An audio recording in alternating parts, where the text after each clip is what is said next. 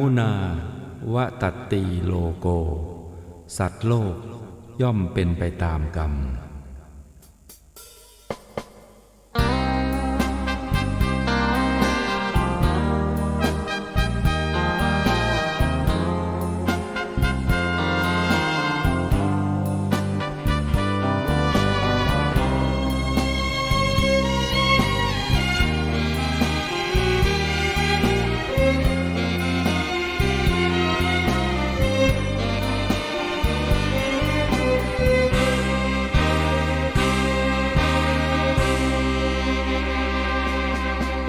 กรรม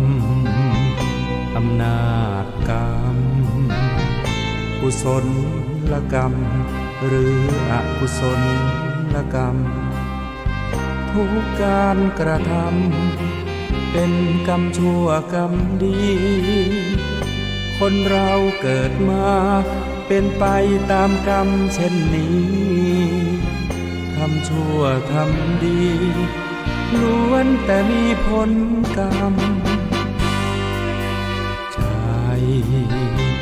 อำนาจใจสติครองไว้อย่าผิดพลาดเพ้อไปพระองค์เข้าใจ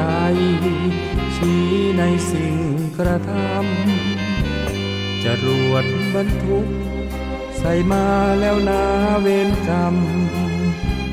คิดจะกระทำย้ำให้พึงสังวรคนและสัตว์ทั้งหลายที่เป็นไปต่างๆนานาชีวิตแตกต่างนานากรรมชักพาพบเย็นพบร้อนคนไม่เข้าใจกันมัวกระทำเรื่องบาปหลายตอนเกิดใหม่พบหน้าแน่นอนนรกร้อนน่าสะพรึงกลัวกรรมอำนาจกรรมกุศลกรรมหรืออกุศลกรรมไม่ควรกระทำกรรมที่ผิดติดตัวทำบาปโหดร้ายมันไม่ใช่เรื่องยิ้มหัวผลลัพธ์น่ากลัวน่ากลัวอำนาจกรรม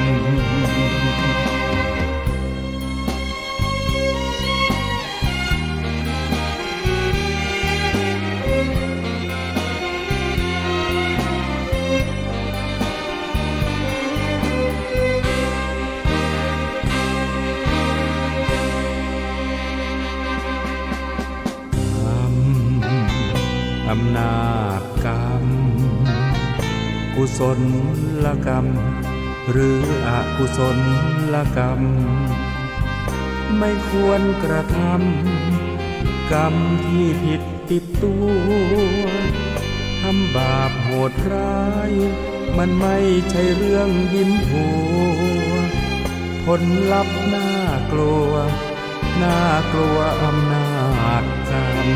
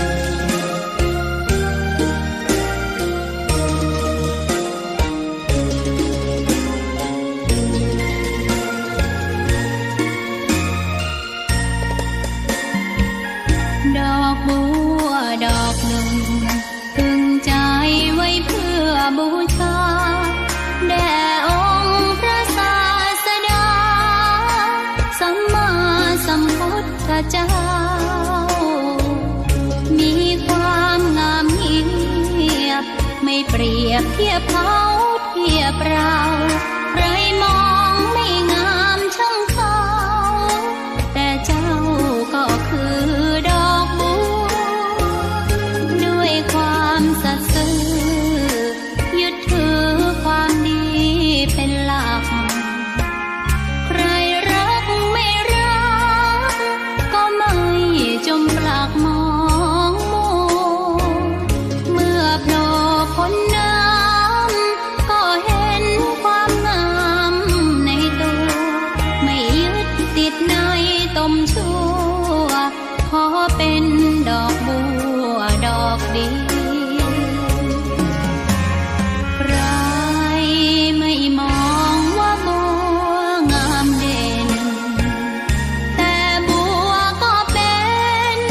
ดอกบัวทุกวันอย่างนี้ไม่อยากเด่นดังแต่มุ่งหวังในทางเด่นดีเกิดมาเพื่อสร้างบารมีถวายชีพนี้บูชาดอกบัวดอกน้อยเฝ้าคอยคนที่ใจบุญมาโอบเอื้อเกื้อกูลรู้ค่าของบุญเก็บบัวขึ้นมาเพื่อสร้างความดีและเสริมบารมีดังว่าใช้ดอกบัวนี้บูชาพระสัมมาสัมพุทธองค์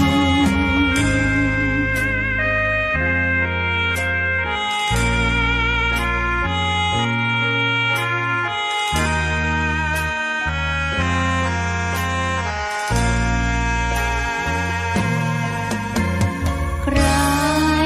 ไม่มองว่าบัวงามเด่นแต่บัวก็เป็นดอกบัวทุกวันอย่างนี้ไม่อยากเด่นดัง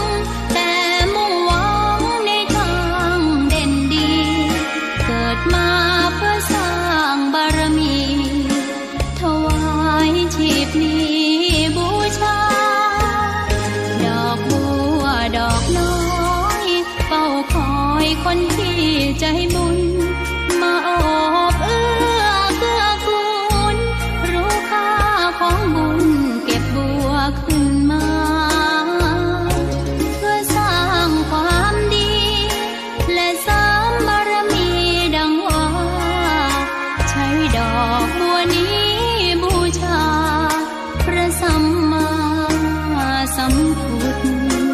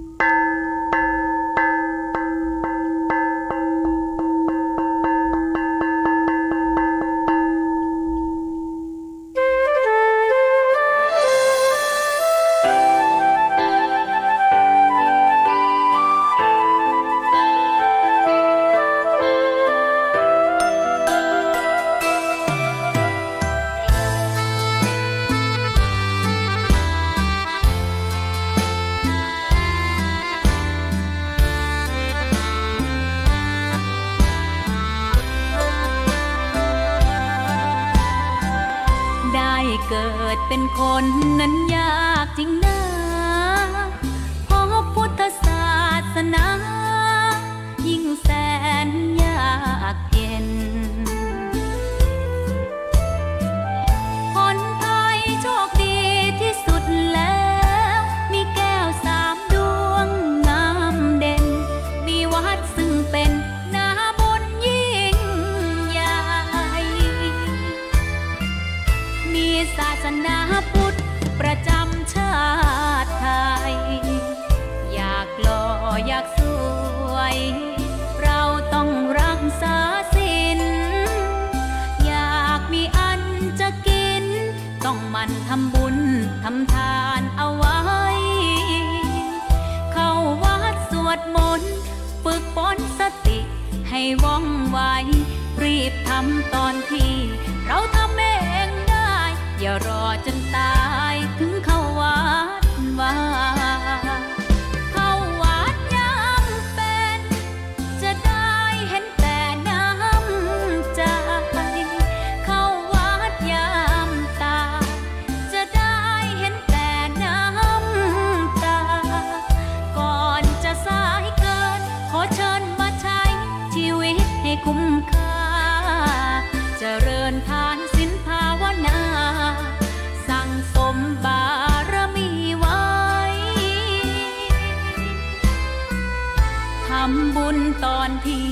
ยังมีชีวิ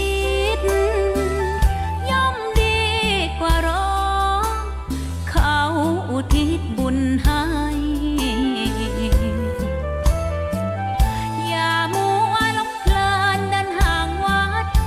ตัวอย่างชัดๆมีมากมาย เข้าวัดตอนตายสายเกินแก้กรรม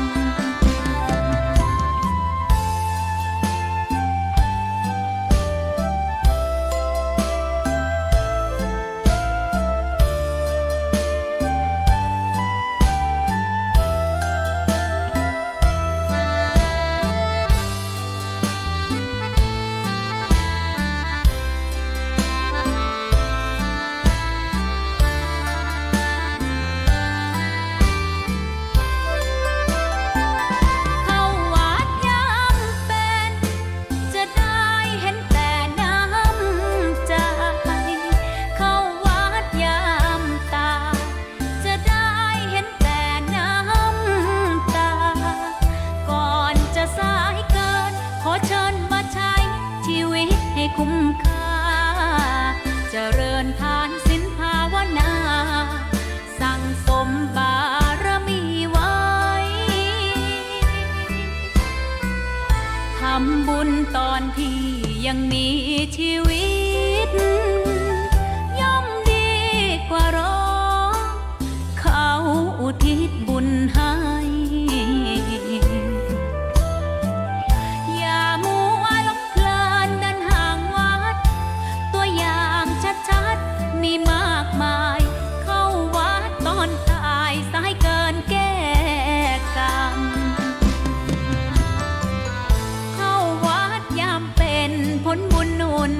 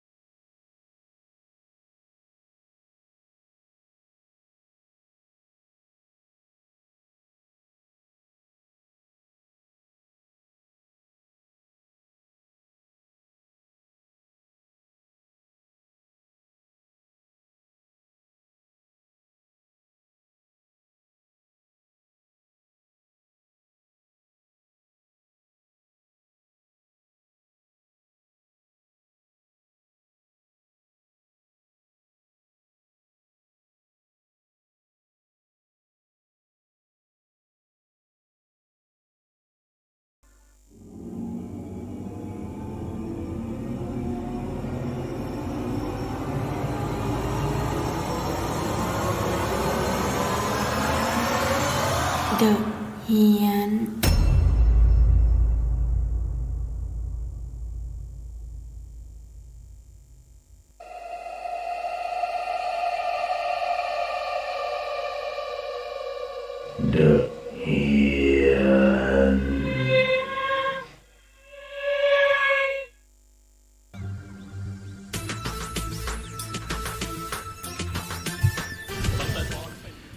ขอถวายความนอบน้อมแด่องค์สมเด็จพระสัมมาสัมพุทธเจ้าพร้อมด้วยพระธรรมและพระสงฆ์ขอถวายความเคารพพระมหาเถรานุเถระเจ้าคณะพระสังฆาธิการทุกรูปทุกองค์แล้วก็ขอเจริญพรศรัทธาสาธุชนญาติโยมก็ต้อนรับเข้าสู่รายการเดอะเฮียนออกอากาศเป็นประจำทุกค่ำคืนวันจันทร์ถึงวันศุกร์เวลา 5 ทุ่มถึงตี 1ออกอากาศเป็นประจำณวัดฝายหินตำบลสุเทพอำเภอเมืองจังหวัดเชียงใหม่สถานีวิทยุพระพุทธศาสนา FM 104.50 เมกะเฮิรตซ์พบกันวันนี้ก็วันพฤหัสที่ 23 กันยายนพระพุทธศักราช 2564 ก็เป็นหน้าที่ของดีเจพนุงนิกและก็ดีเจคุณนวลละออใจเย็นก็มาประจำการเป็นเพื่อนท่านผู้ฟังเจ้ยแจ้วจำนันจาเหมือนเจ้าขุนทองนะอยู่กับท่านผู้ฟังที่นี่นะก็เป็นเพื่อนกันว่างั้นเถอะเนาะเพราะว่ารายการเราก็ไม่ได้มีธรรมะธรรมโมอะไรหรอก ไม่ได้ตั้งธรรมาสไม่ได้ตั้งอะไรนะก็สนทนากันคุยกันนะมีอะไรที่เราจะต้องพูดคุยกันนะถ้าจะพูดถึงในเรื่องของธรรมะอะไรเนี่ยธรรมะเนี่ยมันก็อยู่ทุกที่ทุกทางนั่นแหละมันอยู่ที่ใจคุณน่ะใจของคนเนี่ยจะเป็นธรรมะหรือเปล่าใช่ไหมถ้าคนมันมองคนอื่นด้วยความไม่เป็นธรรมะมันก็ไม่เป็นธรรมะแต่ถ้าเรามองกันด้วยพระนุกนี่เขาน่ารักนะเขาก็พูดจาอะไรก็พอฟังได้อะไรเงี้ยคือคนถ้ามีน้ำใจมีมองแล้วอย่าไปมองแบบจับผิดกันมากเกินไปนะมันก็ธรรมะนั่นแหละใช่ไหมความธรรมะก็คือความดีความงามความงามความง่ายความสะดวกความคือตรงข้ามกับอธรรมอะนะถ้ามันมีอธรรมคือมีอคติมองแล้วรักโลภโกรธหลงอ่ะที่มันลำเอียงน่ะเอาเถอะมองยังไงก็คือผิดอ่ะมองยังไงก็ผิดนะแต่ถ้ามองแล้วน่าอินดูเนาะพระนุกท่านก็อุตส่าห์ทำตัวอ้วนๆขึ้นมาจัดรายการให้เราฟังอะไรเงี้ยใช่ไหมรู้สึกจำวัดมานี่อ้อนเก่งนะมาสายนี่คืออ้อนเนาะเราเปิดไมค์ยังไม่เห็นฉันได้ยินเสียงเธอเลยไม่รู้ค่ะไม่ได้ยินเห็นไหมเนี่ยไม่ขึ้นเธอต้องคุยตรงไมค์นะก็คุยตรงแล้วเนี่ยแต่มันก็ไม่เข้าหูเปิดหรือยังเปิดไมค์เปิดยังไม่ที่เนี่ยที่ด้ามไมค์เนี่ยเปิดยังปกติก็ไม่ได้ไปยุ่งกับเรานะไม่ใช่นี่สิตรงกลางไมค์มีไหมเปิดแล้วนั่นแหละคุยตรงไมค์หน่อยก็คุยตรงเข้าเปล่าเอาวะนี่ดูกราฟนี่ท่านนี่ฮะท่านพูดมันจะต้องขึ้นงี้แล้วออพูดอ่ะเห็นไหมไม่ขึ้นเห็นไหมไม่ขึ้นเสียงมันเบามั้งนั่นแหละเสียงเบาหรือเปล่าล่ะไม่ขึ้นเลยมีแต่เสียงฉันหรือว่าต้องกดตรงนี้ลองกดให้พูดดิฮัลโหลเทสเสียงดังใช่ไหมทำเป็นนะทำเองนะเนี่ยมันตรงนั้นมันดับใช่ไหมนี่ลวกเลยลวกเลยคือมาสายแล้วก็เก่งงานแล้วก็อ้อนเก่งนะเพราะฉะนั้นแล้วรายการของเราก็ต้องอยู่ด้วยคือรวมไปถึงคือสังเกตในสังคมปัจจุบันไงสังเกตแม้แต่ว่าท่านมหาสมปองท่านออกมาไลฟ์สดหรือว่าอะไรต่ออะไรในช่วงนี้คือท่านอะไรท่านก็คือท่านก็มีเจตนาดีอย่างเช่นเอาของมาตั้งเนาะเอาขวดน้ำมาตั้งเอาอะไรมาตั้งเขาก็ว่าท่านรีวิวของ มันก็คงจะรีวิวนั่นแหละแต่ก็ คือ แต่ท่านก็ด้วยความสงสารใช่ไหม คือเจตนาของท่านคือช่วยญาติโยม แต่ทีนี้มัน ผิด มันไม่ได้มันไม่ได้ คือท่านไม่รู้เรื่องการตลาดหรอก คือเป็นพระเนี่ย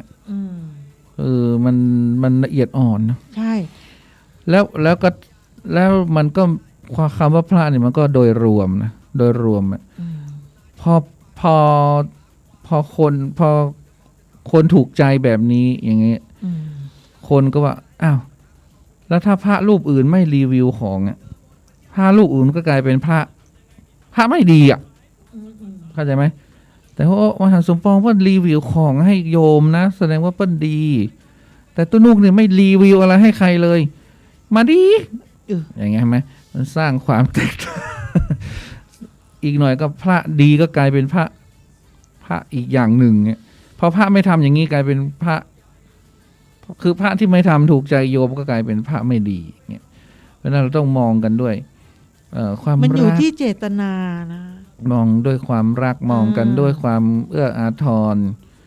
อย่าไปอะไรมากมายเราก็อย่าไปจ้องจับผิดพระสงฆ์มากเกินไปนะคะบางทีเราเนี่ยศีลของเราก็ไม่ได้ถึง227นะเรารักษาศีลอย่างนั้นไม่ได้คือท่านทำอะไรท่านก็ต้องรู้อยู่แหละโหปรริญญาไหนแล้วใช่ไหมนี่ก็เป็นอะไรอ่ะ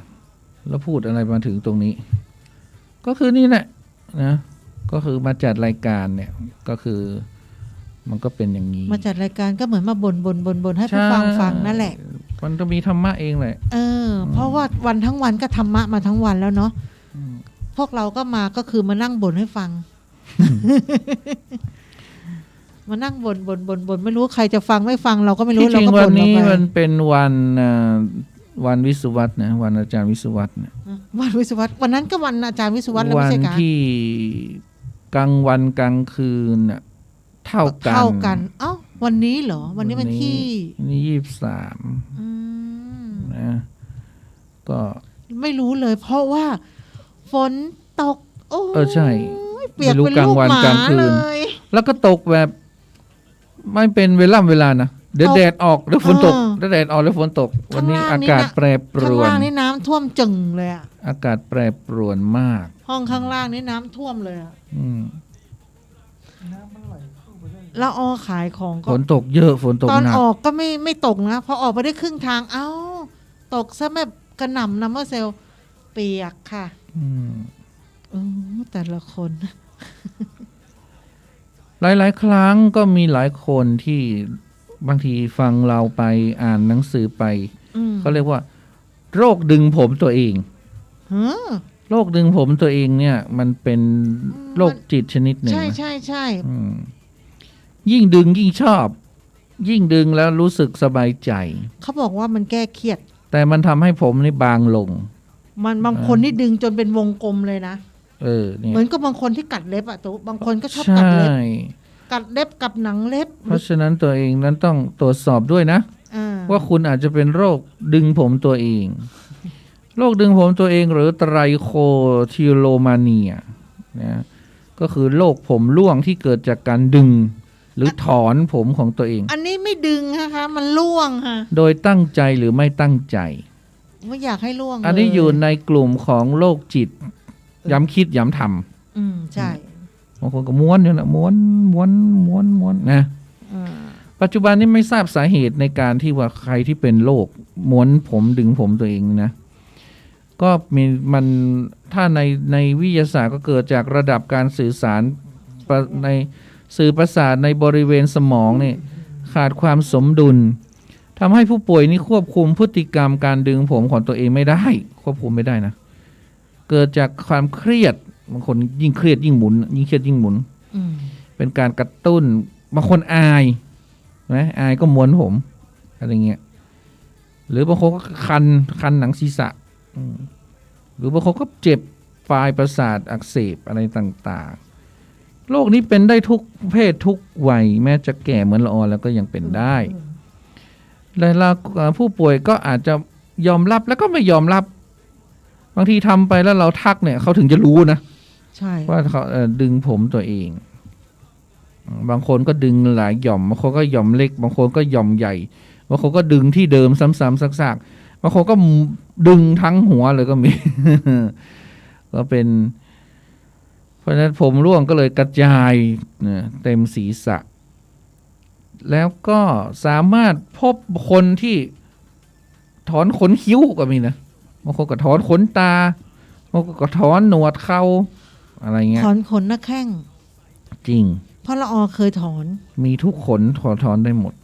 คือมันขนหน้าแข้งละออนี่คือหงิกยาวเยอะดกก็วันเสาร์หนึ่งข้างวันอาทิตย์หนึ่งข้างจะเป็นแบบเนี้ยถอนจนล้านนะคะเธอเป็นโรคไม่ขนหน้าแข้งมันยาวไงมันหงิกอะไปโกนมันก็ขึ้นง่ายไงเราก็นั่งถอนไงก็คือเสาร์ข้างอาทิตย์ข้างโหโคตรเจ็บถอนจนไม่มีแล้วตอนนี้มันล้านไปคนเดียวเพราะฉะนั้นถ้าสังเกตพฤติกรรมเหล่านี้ถ้าในวัยเด็กเนี่ยก็สามารถที่จะให้เขาแนะนำแล้วเขาก็สามารถจะปรับพฤติกรรมได้ถ้าวัยรุ่นนี้ก็ต้องรักษาทางด้านจิตใจด้วยว่าทำไมเขาถึงดึงผมดึงขนอะไรเนี่ยถ้าวัยผู้ใหญ่อย่างละออนี่ไม่ได้ละการดำเนินการของโลกนี้มักจะนานละเป็นความผิดปกติทางจิตใจร่วมด้วยบางคนนี่ดึงมากินผมตัวเองก็มีนี่กินแล้วเขาไปเอ็กซเรย์นี่เห็นผมอยู่ในไส้ตัวเองอะไรเงี้ยอันนี้เป็นพฤติกรรมที่แปลกละโรคนี้หายได้ถ้าเราเปลี่ยนพฤติกรรมแล้วเราก็ไปหาหมอนะไปหาหมอเพื่อให้รักษาโรคดึงผมคณะกรรมการโรคติดต่อแห่งชาติเตรียมเสนอสบคลดวันกักตัวเดินทางเข้าไทย3กลุ่มแรกนั้นสำหรับผู้เดินทางมาพัก7วันผู้ที่ฉีดวัคซีนครบโดสตรวจโควิด -19 ก่อนเข้าไทยถึงไทยตรวจ2ครั้งกลุ่มที่2สำหรับผู้เดินทางมาพัก10วันไม่มีเอกสารฉีดวัคซีนครบโดสถึงไทยตรวจ RT-PCR 2 ครั้งไม่มีเอกสารฉีดวัคซีนครบโดสก็มาได้นะนี่กลุ่ม2นะกลุ่ม3ผู้ที่มาพัก14วันไม่มีเอกสารไม่ฉีดไม่อะไรใดๆทั้งสิ้นก็มาได้ก็ตรวจ RT-PCR 2 ครั้งวันแรกแล้วก็วันที่12หรือ13นี่เขาเตรียมที่จะไม่เปิดประเทศนะนี่กลุ่ม3นี่คือก็มาพัก14วันมากักตัวก่อนแล้วก็ตรวจหัวตรวจท้าย14วันเนาะนี่ก็คือพัก7วันคือฉีดแล้วไงฉีดแล้วก็อยู่7วันถ้าฉีดเข็มเดียว10วันถ้าไม่ฉีดเลยก็14วันก็กักเถอะยังไงก็กักไปนะกักกี่วันก็กักไปโรงแรมนี่อยู่ตรงอันนี้ป่ะ700 ปีป่ะใช่ที่มันอยู่กันหนองน้ำไงใช่ไหม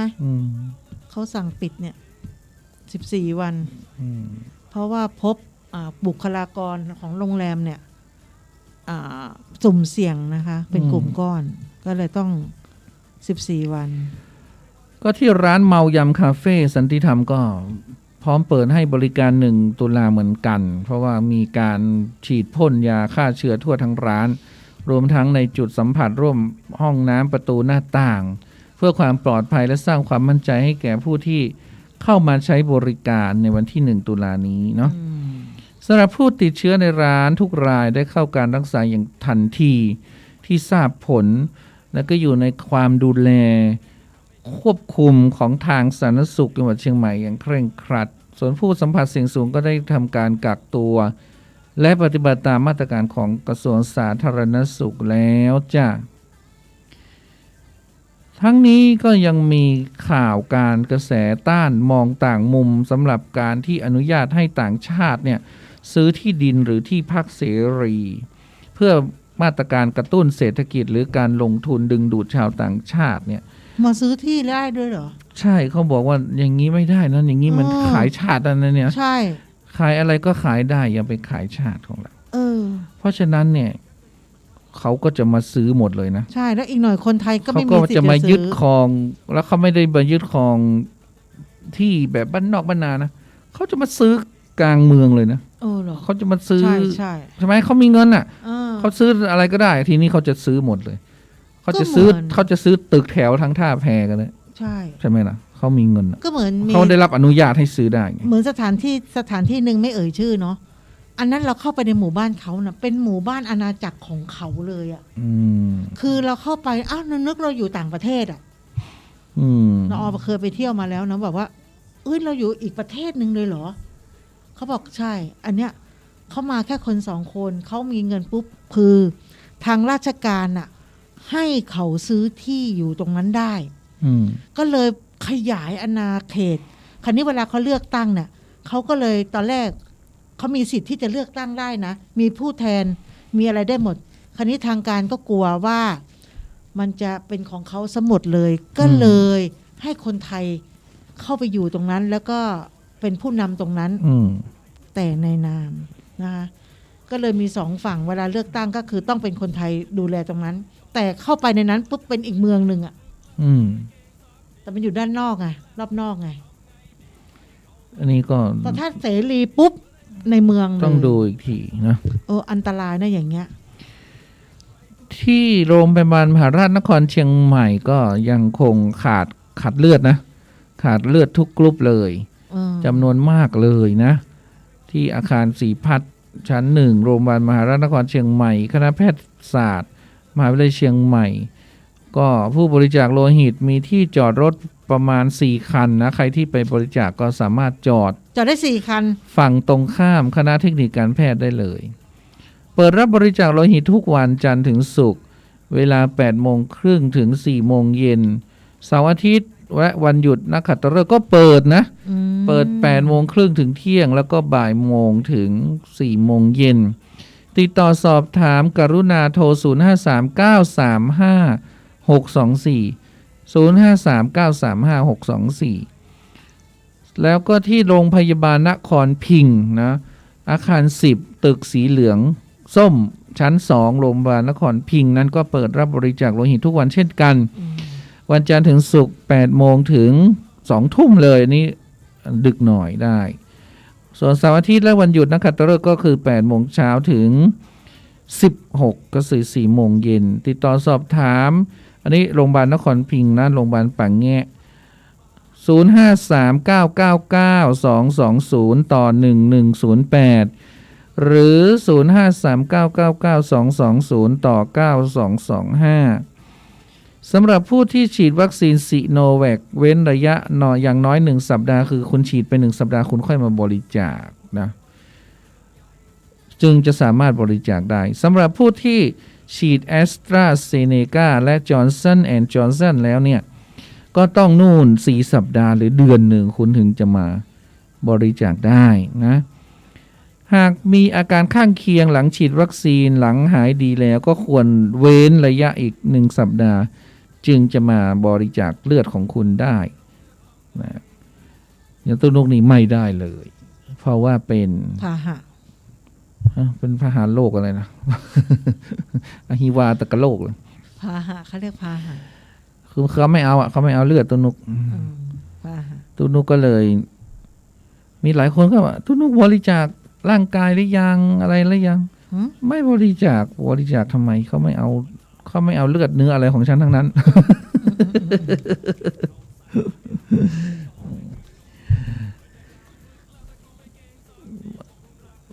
กสทช.ก็สั่งทุกเครือข่ายมือถือบล็อกเบอร์และ SMS หลอกลวงทำได้ด้วยเหรอ นายไตรรัตน์วิริยศิริกุลรักษาการแทนเลขาธิการคณะกรรมการกิจการกระจายเสียงกิจการโทรทัศน์และกิจการโทรคมนาคมแห่งชาติหรือกสทช.นั้นก็เปิดเผยว่าสำนักงานกสทช.ได้เชิญ โอเปอเรเตอร์ทุกรายไม่ว่าจะเป็น AIS True DTAC NT และ 3BB ก็ร่วมประชุมหารือผ่านระบบออนไลน์เรื่องการแก้ไขปัญหา SMS หลอกลวงแชทมาบอกนี่เงินเข้าแล้วนั่นโน่นนี่อะไรต่างๆนะโดยกำชับให้ตรวจสอบและก็ดูแลอย่างเคร่งครัด ในลักษณะของ self regulation โดยในวันพรุ่งนี้เนี่ยให้โอเปอเรเตอร์ทุกรายทำการบล็อก SMS ที่มีเนื้อหาชัดเจนว่าเป็นการหลอกลวงเป็นเว็บพนันออนไลน์เป็นลามกอนาจารทันทีแล้วก็มีมาตรการเพิ่มเติมร่วมกันระหว่างโอเปอเรเตอร์โดยมีการแชร์ข้อมูล SMS หลอกลวงระหว่างกันแล้วก็เป็นการกำหนดแบ็คลิสต์เพื่อให้ทุกค่ายดำเนินการบล็อก SMS ดังกล่าวจากผู้ส่งรายเดียวกันสำหรับผู้รับใบอนุญาตประกอบกิจการโทรคมนาคมที่ให้บริการขายต่อ SMS หรือผู้ใช้บริการด้าน Content Provider หากสำนักงานกสทช.ได้รับแจ้งจากโอเปอเรเตอร์ว่าบริษัทของท่านเป็นผู้ส่ง SMS มีลักษณะเนื้อหาเป็นการหลอกลวงเว็บพนันออนไลน์เชิญชวนเล่นนั่นเล่นนี่ลามกอนาจารสำนักงานกสทช.จะดำเนินการตรวจสอบและพิจารณาลงโทษทางปกครองตั้งแต่ปรับนะพักใบใช้อนุญาตหรือเพิกถอนใบอนุญาตไปเลยต้องหรือดำเนินคดีตามกฎหมายควบคู่ไปด้วยเพราะนั้นเรากสทช.ก็จะร่วมมือกันนะแล้วก็เขาก็จะมีการเผยแพร่ข้อมูลเหล่านี้ที่เว็บไซต์ของสำนักงานกสทช.คือ www.nbtc.go.th เพื่อให้ประชาชนเนี่ยตรวจสอบได้เพราะก่อนหน้านี้เนี่ยมันมีข่าวที่ว่าพอส่ง SMS มาเนี่ยแล้วบางคนเนี่ยยังไม่ทันได้อ่านไงพอ SMS มาเขาก็กดปุ๊บอ่านปุ๊บ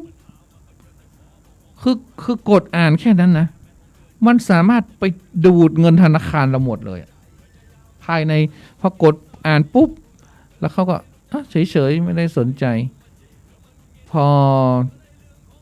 บางคนเขารู้ตัวปุ๊บเขาก็เลยรีบโทรไปที่ธนาคารปรากฏว่าเงินออกไปแล้ว 2-3 แสนอันนี้ละออเจอโทรศัพท์เข้ามานะคะไม่ได้เลยถ้าเป็น SMS อย่างเงี้ยพอโทรศัพท์เข้ามาพอเรากดฟังเป็นเว็บพนันอันนี้เขาจะบอกแหละเขาจะบอกแหละเป็นเว็บพนันเพิ่งไม่เคยเจอนะเพิ่งเจอเนี่ยโทรมาตอนเช้าเลยอ่ะนี่ไงเขาถึงจะบอกนี่ไงเป็นเว็บพนันให้เราไปสมัครแล้วเราได้เงิน 1,000 คุณสมัครออนไลน์เล่นการพนันอะไรเนี่ยเขาจะบล็อกเลยใช่ไหมเขาจะชวนบล็อกเนี่ยหรือบางทีเงินกำลังเข้าเห็นไหมอยู่ดีๆคือกูไม่มีเงินอะไรหรอกแต่อยู่ดีๆเงินเดือนเข้า10,000 บาทเข้าบัญชีเรียบร้อยกด pxj9999.com เนี่ยพวกนี้ไม่กดเข้าเรียบร้อยเงินหายเลยนะหายปุ๊บหายวาบเลยอ่ะจะไม่กดเข้าไปดูเด็ดขาดเพราะเดี๋ยวนี้เขาเก่งบางทีเราไปพ่วงพร้อมเพย์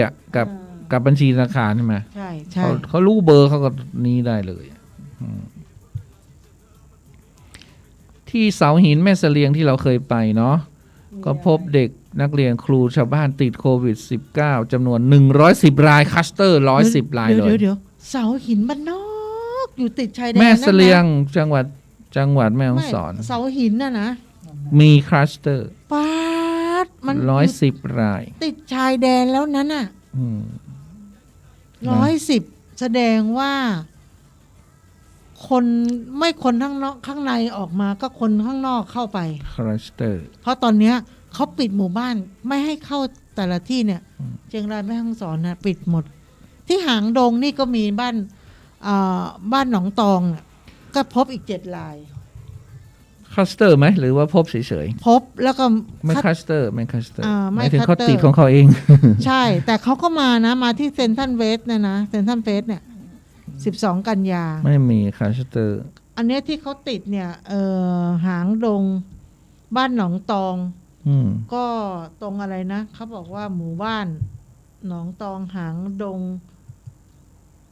บวกคกเขาก็จะมีรหัสของเขานะหมู่บ้านอะไรคล้ายๆบ้านพี่แบบนี้หมู่บ้านอะไร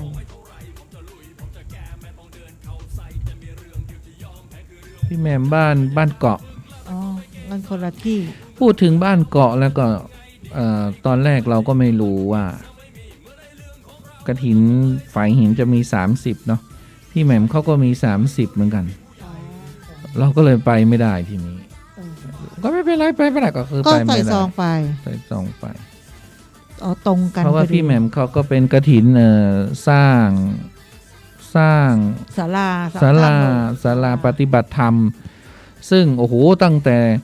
สมัยไหนแล้วนะ ตั้งแต่ตู้นุกบวชปีแรกอ่ะตู้นุกไปร่วมงานเนาะตอนนั้นเขามีจุลกฐิน ใช่ใช่ วัดเกาะเนี่ยก็เขาปลูกฝ้ายอาจารย์ติ๋วคณะต้นบุญเนี่ยมาปลูกฝ้าย มาทำจุลกฐินตู้ลุงแดง ตู้ลุงแดงหัวรินน่ะนะวัดหัวรินก็มาทำจุลกฐิน ตอนนั้นบวชพรรษาแรกเลยออกพรรษาใหม่ๆฉันก็ไปร่วมงานก็คือตั้งปี57นะก็ไปเก็บฝ้ายกันปี57ก็ไปเก็บฝ้ายไปอะไรกัน ก็ตอนนั้นก็เขาจะนำปัจจัยตรงเนี้ยไปซื้อที่ดินหน้าวัดแล้วก็ทำศาลาปฏิบัติธรรมแล้วก็ปลูกต้นโพไว้ด้วยมั้งแล้วก็ยังไปร่วมปลูกกับเขาอยู่น่ะแล้วก็ตอนนี้ก็เป็นรูปเป็นร่างแล้วพอเป็นรูปเป็นร่างแล้วทีนี้มันก็ขาดเงินอีกประมาณคือเหมือนกับคือโครงอะไรมันเสร็จหมดแล้วข้างประตูหน้าต่างอะไรอย่างเงี้ยอีกจำนวนหนึ่งก็คงจะต้องใช้ปัจจัยอีก4-5 แสนหรือไงเนี่ยอีกมันก็จะสำเร็จเรียบร้อยก็จะได้มีปล่อยหลวงอะไรจากปี57มาถึง64นี้มันก็ 7-8 ปีแล้วไงใช่7-8 ปีก็ถือว่าได้อาคารสำหรับปฏิบัติธรรมเนาะสำหรับชาวบ้านหางดงชาวบ้านหนองตองแล้วก็ใกล้เคียงคือนอกจากความที่ว่าเราได้อาคารแล้วเนี่ยความที่ว่ามันนานแล้วไงมันนานแล้วมันไม่เสร็จสักทีมันก็ทำให้คนที่เขาอย่างพี่แหม่มเนี่ยเขาก็เป็นตัวตั้งตัวตีมาแต่เดิมอ่ะมันก็ไม่สบายใจไงใช่ไหมดูโอ้ว่าใดจะแล้วนี่ชาวบ้านก็เมื่อใดจะแล้วไหนอ่ะมันก็มีชาวบ้านที่มันแบบไม่ทำอะไรแต่มันก็คอยวิพากษ์วิจารณ์คนอื่นมันก็มีไง เมื่อใดจะแล้วอ่ะก็ไม่ได้ทำนะไม่ได้ทำหรอกไม่ได้หอมอย่างก็เปิ้ลอ่ะแต่ว่าแต่อู้ดีเวลาคนที่เขาทำเขาก็เริ่มมาแต่ต้นอ่ะคิดร่วมคิดมาตั้งแต่ต้นแล้วปีนี้จริงๆพี่แหม่มก็นิมนต์พระอาจารย์เป็นประธานไว้พระอาจารย์ก็มามรณภาพละสังขารไปซะก่อนก็เลยบอกขอตุนุกก็ใส่ชื่อตุนุกไปนู่น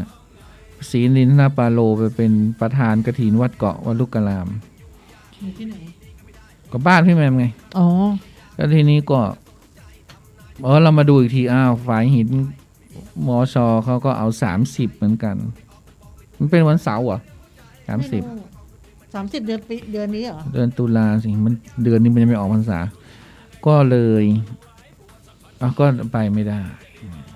ก็มีแต่ชื่อไปก็เสียดายนะเสียดายที่จริงน่าจะไปแต่ก็ไปเป็นเพราะว่าพระอาจารย์มรณภาพต้นนุกถึงเป็นตัวแทนเขาก็เลยมาเอาต้นนุกไปเป็นตัวแทนไม่แล้วเขามีช่วงไหนล่ะเขาก็มีช่วงบ่ายเหมือนกันทุกประการเถิน พี่แหม่มก็มาของเราไม่ได้อยู่ดี ใช่ปกติพี่แหม่มก็ต้องมาร่วมในนามมช.เหมือนกันเพราะพี่แหม่มเขาก็ทำงานที่คณะแพทย์ศูนย์เด็กเล็กคณะแพทย์โรงพยาบาลสวนดอกเหมือนกันก็เลยทำให้เมื่อกี้พูดถึงอะไรคือพูดถึงวัดเกาะนะเนี่ยก็เป็นอย่างนี้ตั้งปิดตอนนี้ปิดเยอะมากเลยนะเนี่ยอันนี้ปิงโค้งหนองเต่าเชียงดาวอีก14 วันเยอะเนาะคือมันยังไม่คลี่คลายนะเพียงแต่มันดูสถานการณ์มันยังดูเบาบางแต่มันไม่ได้คลี่คลายไปไหนเลยคือมันก็อาจจะเท่าเดิมมันก็ไม่ได้ว่ากระจายมากขึ้นแต่เขาบอกในโรงพยาบาลอะไรก็ยังเหมือนเดิมแต่มันเหมือนเดิมแต่มันไปกระจายอยู่รอบนอกไงทีนี้ตอนแรกเนี่ย กฐินของพระอาจารย์ภาสกรโดยตรงเนี่ยนะที่พระอาจารย์จองไว้ที่ยุวพุทธ03ศูนย์ประภัยธรรมที่จังหวัดชุมพรเนี่ยก็พระอาจารย์คเชนก็รับจะเป็นประธานแทนพระอาจารย์ไปทอดถวายนะไปทอดถวายพวกเราทั้งหลายเนี่ยนะก็ลังเลกันอยู่นะลังเลว่าเราจะไปดีเราจะไปยังไงหรือเราไม่ไปดีกว่าตัดปัญหาไปใช่ไหมเพราะมันเดินทางไกลวันนี้พี่เอื้องกับคุณนกเนี่ยก็ตอนแรกก็คุยกันว่าตุนุกไปไหมคะลุงบอกไม่ไปทำไม ไปทำไมอาจารย์คาเชนก็จะไปเห็นคุณเลียวก็50แต่50เขาเนี่ยเขาอาจจะไปเพราะเขาขับรถไปได้ใช่ไหมเขาขับรถไปเองได้ส่วนตัวเขาพี่เอื้องก็หาคนดูยายได้นะดูยายอุไรวันได้ก็เลยโทรมาชวนตุนุกว่าไปตุนุกเราไปกันแล้วตุนุกจะไปยังไงจะไปยังไงมีตั๋วเครื่องบินมีเครื่องบินไหมเขาก็จะออกให้อะไรให้เนาะเราก็บอกว่าชุมพรมันไม่มีเครื่องบินมันมีที่ไหน มันต้องใช้รถยนต์อย่างเดียวสายใต้น่ะเข้าประจวบใช่ไหมสายใต้เข้าประจวบลากยาวไปมีเส้นเดียวนะที่จะไปที่ชุมพรได้แต่เราบอกว่าเดี๋ยวนี้มันง่ายมันลัดมาทางมันเชียงใหม่ลัดไปทางสุพรรณเนี่ยลัดไปทางสุพรรณแป๊บเดียวถึงเลยประจวบวันนึงก็ถึงแล้วโหเดี๋ยวนี้รถโล่งเลยไม่มีรถนี่แล้วเราก็บอกว่าเรามีลูกศิษย์อยู่ที่บ้านกรูดที่ประจวบเราก็อาจจะไปพักที่บ้านกรูดแล้วก็ตอนเช้าประจวบประจวบมันห่างชุมพรก็ประมาณ70-80 โลอ่ะประมาณนั้นอ่ะก็ค่อยไปเลยแล้วก็เสร็จงานเราก็อาจจะมาแวะพักอีกคืนนึงอะไรเงี้ยแล้วก็ค่อยกลับแล้วเพราะว่า30เราก็ต้องรีบมาคือเที่ยวทะเลทลายมากไม่ได้ก็30ก็ต้องมากฐินตัวเองนะมารับกฐินทีนี้ในเรื่องของกฐินเนี่ยถ้าพระไปขอเนี่ยผิดเป็นอาบัติพระในวัดเนี่ยจะไปขอกฐินไม่ได้นะกฐินเป็นเรื่องของต้องมีคนมาบอกมาถวายนะพูดไม่ได้บางคนก็กฐินคือทำไมตุนุกไม่โปรโมทกฐินวัดฝายหินให้วัดตัวเองอ่ะคือมันทำไม่ได้เข้าใจไหมแต่ว่าวัดอื่นเนี่ยเราเนี่ยพระเนี่ยไปเป็นเจ้าภาพได้ไปเป็นเจ้าภาพไปเป็นก็เหมือนเราไปมอบผ้าให้เขาอย่างเงี้ยได้แต่ทางเขาอ่ะก็ไม่สามารถโปรโมทได้เหมือนกันเพราะฉะนั้นที่ไหนก็ที่นั้นคือเราไปถ้าเป็นเจ้าภาพเนี่ยเราพูดได้หรือว่าญาติโยมคุณจะไปเรียกรายคุณจะไปขอบริจาคอะไรได้หมดแต่สำหรับวัดพระอะไรของตัวเองไม่ได้เลยเราจะเห็นว่าวัดพระวัดไหนเขาจะไม่สามารถที่จะมาบอกบุญอะไรได้ทั้งนั้นพูดไม่ได้นอกจากญาติโยมเท่านั้นผิดนอกจากญาติโยมเป็นคนบอกเองเจ้าภาพต้องเป็นคนจัดการอย่างนี้เป็นต้นนะแต่ทีนี้เราไปถวายที่วัดเกาะเราไปถวายที่ยุวพุทธ03เราก็พูดได้ไงเราก็พูดให้เขาไงแต่วัดฝายหินยังบอกอู้บ่ได้ปูนจะไปหอมก็ไปหอมกับมช.ปูนมช.เพื่อเป็นเจ้าภาพ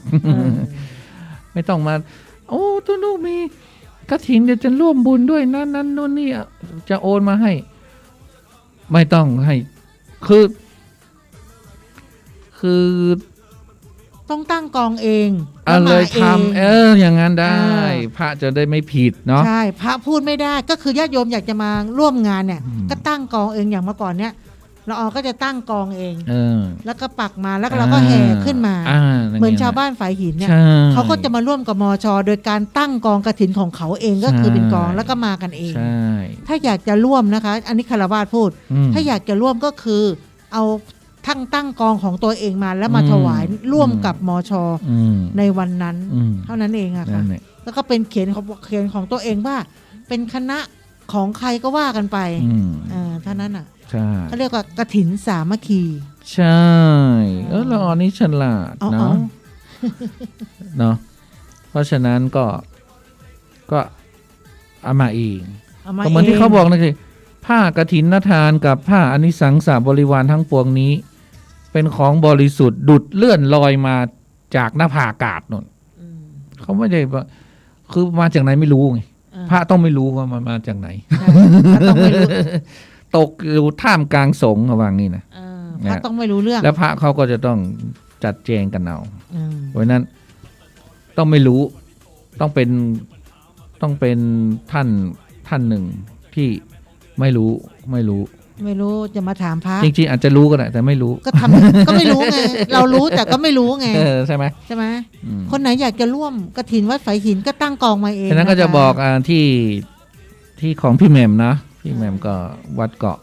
กฐินเขาเรียกว่าปิดถ้ามันปัจจัยเพียงพอก็ปิดอาคารปฏิบัติธรรมเนาะได้เลยอย่างเงี้ยนะเขาก็จะเสร็จพี่แหม่มเขาก็จะตายตาหลับแล้วนั่นนะแต่เขายังไม่ตายหรอกหมายถึงว่าความรู้สึกอะคือเขาเสร็จภารกิจที่เขาค้างคาก็คือตายตาหลับนั่นแหละฉันสบายใจแล้วเปรียบเปยนะได้ช่วยจนสุดๆแล้วตั้งแต่ซื้อที่ดินจนกระทั่งสถานปฏิบัติธรรมเหมือนผ้าป่าปลดหนี้ซื้อที่หลวงปู่บัวเกตอย่างนั้นน่ะก็จะไม่ให้หลวงปู่บัวเกตท่านได้กังวลอ่ะเนาะก็เรียบร้อยกันไปอะไรต่างๆคือความที่ว่า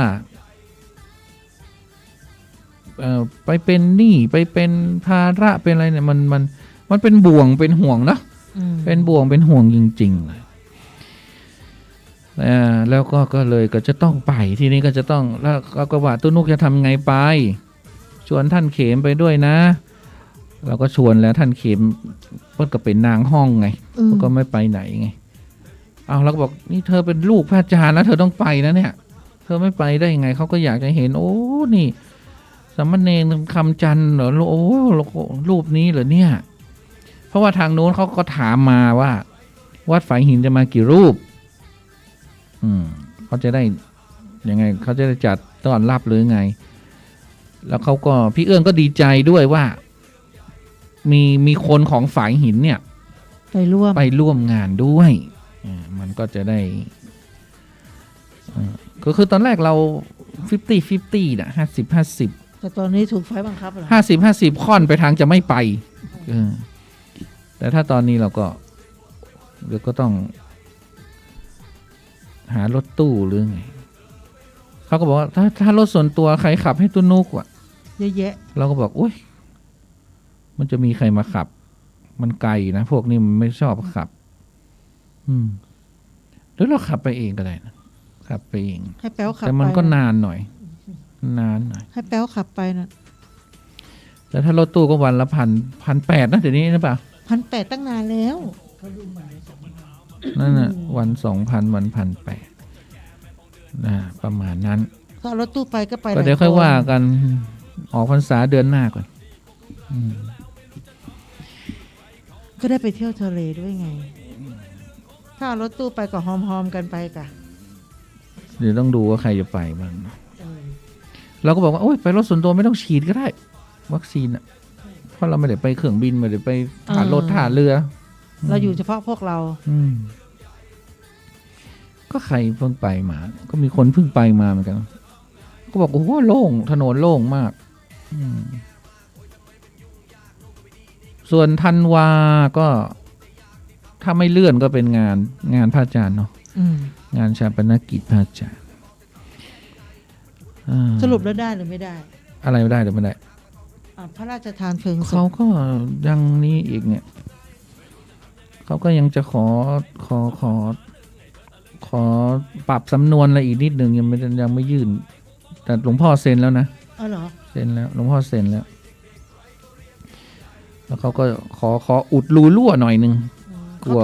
อุดรูรั่วนี่คือเขาทำเองใช่ไหม ไม่ใช่เขาให้ฉันท เออ ำซึ่งฉันก็ยังไม่ว่างทำให้เขาเนี่ย คือเขา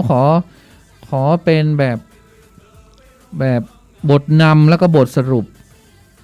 บทนำและบทสรุปให้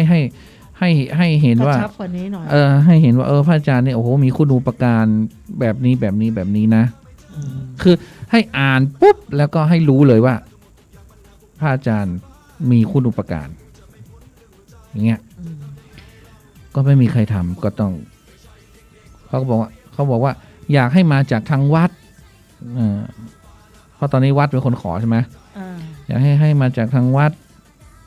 แล้วทางวัดคือใครอ่ะก็นุกไงแล้ววันนี้เนี่ยช่วงนี้เนี่ยวันที่12 เพ็งเนาะที่เราทำบุญกันเนี่ยให้คนตายเนี่ยตุนุกก็มาดูห้องสวดมนต์ของเราก็สุดโทรมเก่าแก่สุดโทรมเราก็เลยว่าเรามาทำความสะอาดกันดีกว่าเนาะทีนี้ทำไปทำมาลื้อไปลื้อมาเอาแล้วอันนี้ก็ อันนั้นก็เก่าอันนี้ก็แตะไม่ได้เดี๋ยวมันจะพังมันจะยุบมันคือมันอยู่มาหลายสมัยแล้วไงปรากฏว่าตอนนี้ทำไงรู้ไหมต้องลื้อออกมาหมดเลยอ่ะแล้วก็ต้องรีโนเวทห้องสวดมนต์ใหม่ทั้งหมดเลยตอนนี้ก็ดีเหมือนกันทำใหม่ซะเพราะอะไรมันก็พอขยับหน่อยมันก็จะโค่นจะหักจะพังจะทาสีก็ต้องลื้อออกมาอยู่ดีใช่จะเอาผ้าม่านออกมาซักก็ต้องลื้องั้นไหนๆก็ลื้อแล้วก็เลยต้องตอนนี้คือห้องพระเราก็เลยโล่งเลยเราก็จะทำแท่นใหม่ด้วยไม่ใช่เหรอนี่ก็สำคัญเพราะว่าอันเดิมๆของเขาเนี่ยเขาเอาโต๊ะคอมเนี่ยวางพระ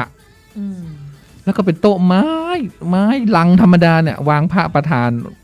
แล้วก็ซึ่งแอนแล้วนะโต๊ะก็แอนแล้วตอนเนี้ยตอนนี้จะต้องอัญเชิญลากท่านออกมา อัญเชิญลากท่านออกมาเนี่ยเรายังกลัวว่าถ้าลากออกมาท่านอาจจะเอ็นหงายหลัง ถ้าเกิดลากสายสิญจน์ก็ต้องหลุดหมดเลยใช่ไหมตัดออกหมดแล้วไม่มีอะไรแล้วโล่งหมดเลยตอนนี้ก็คือตอนแรกว่าจะทำนิดเดียวน่ะวันลองได้ลื้อไงเอาไปเอามาก็ไปหมดเลยคือจะทาสีเพดานปรากฏว่าเพดานเนี่ยมันเป็นทีบาร์เป็นรูด้วยไม่ใช่เป็นรูเป็นขุขะน่ะเป็นขุขะเขาอาจจะป้องกันเสียงสะท้อนเนาะเป็นทีบาร์ขุขะก็ทาไม่ได้ต้องเปลี่ยนทีนี้จะต้องเปลี่ยน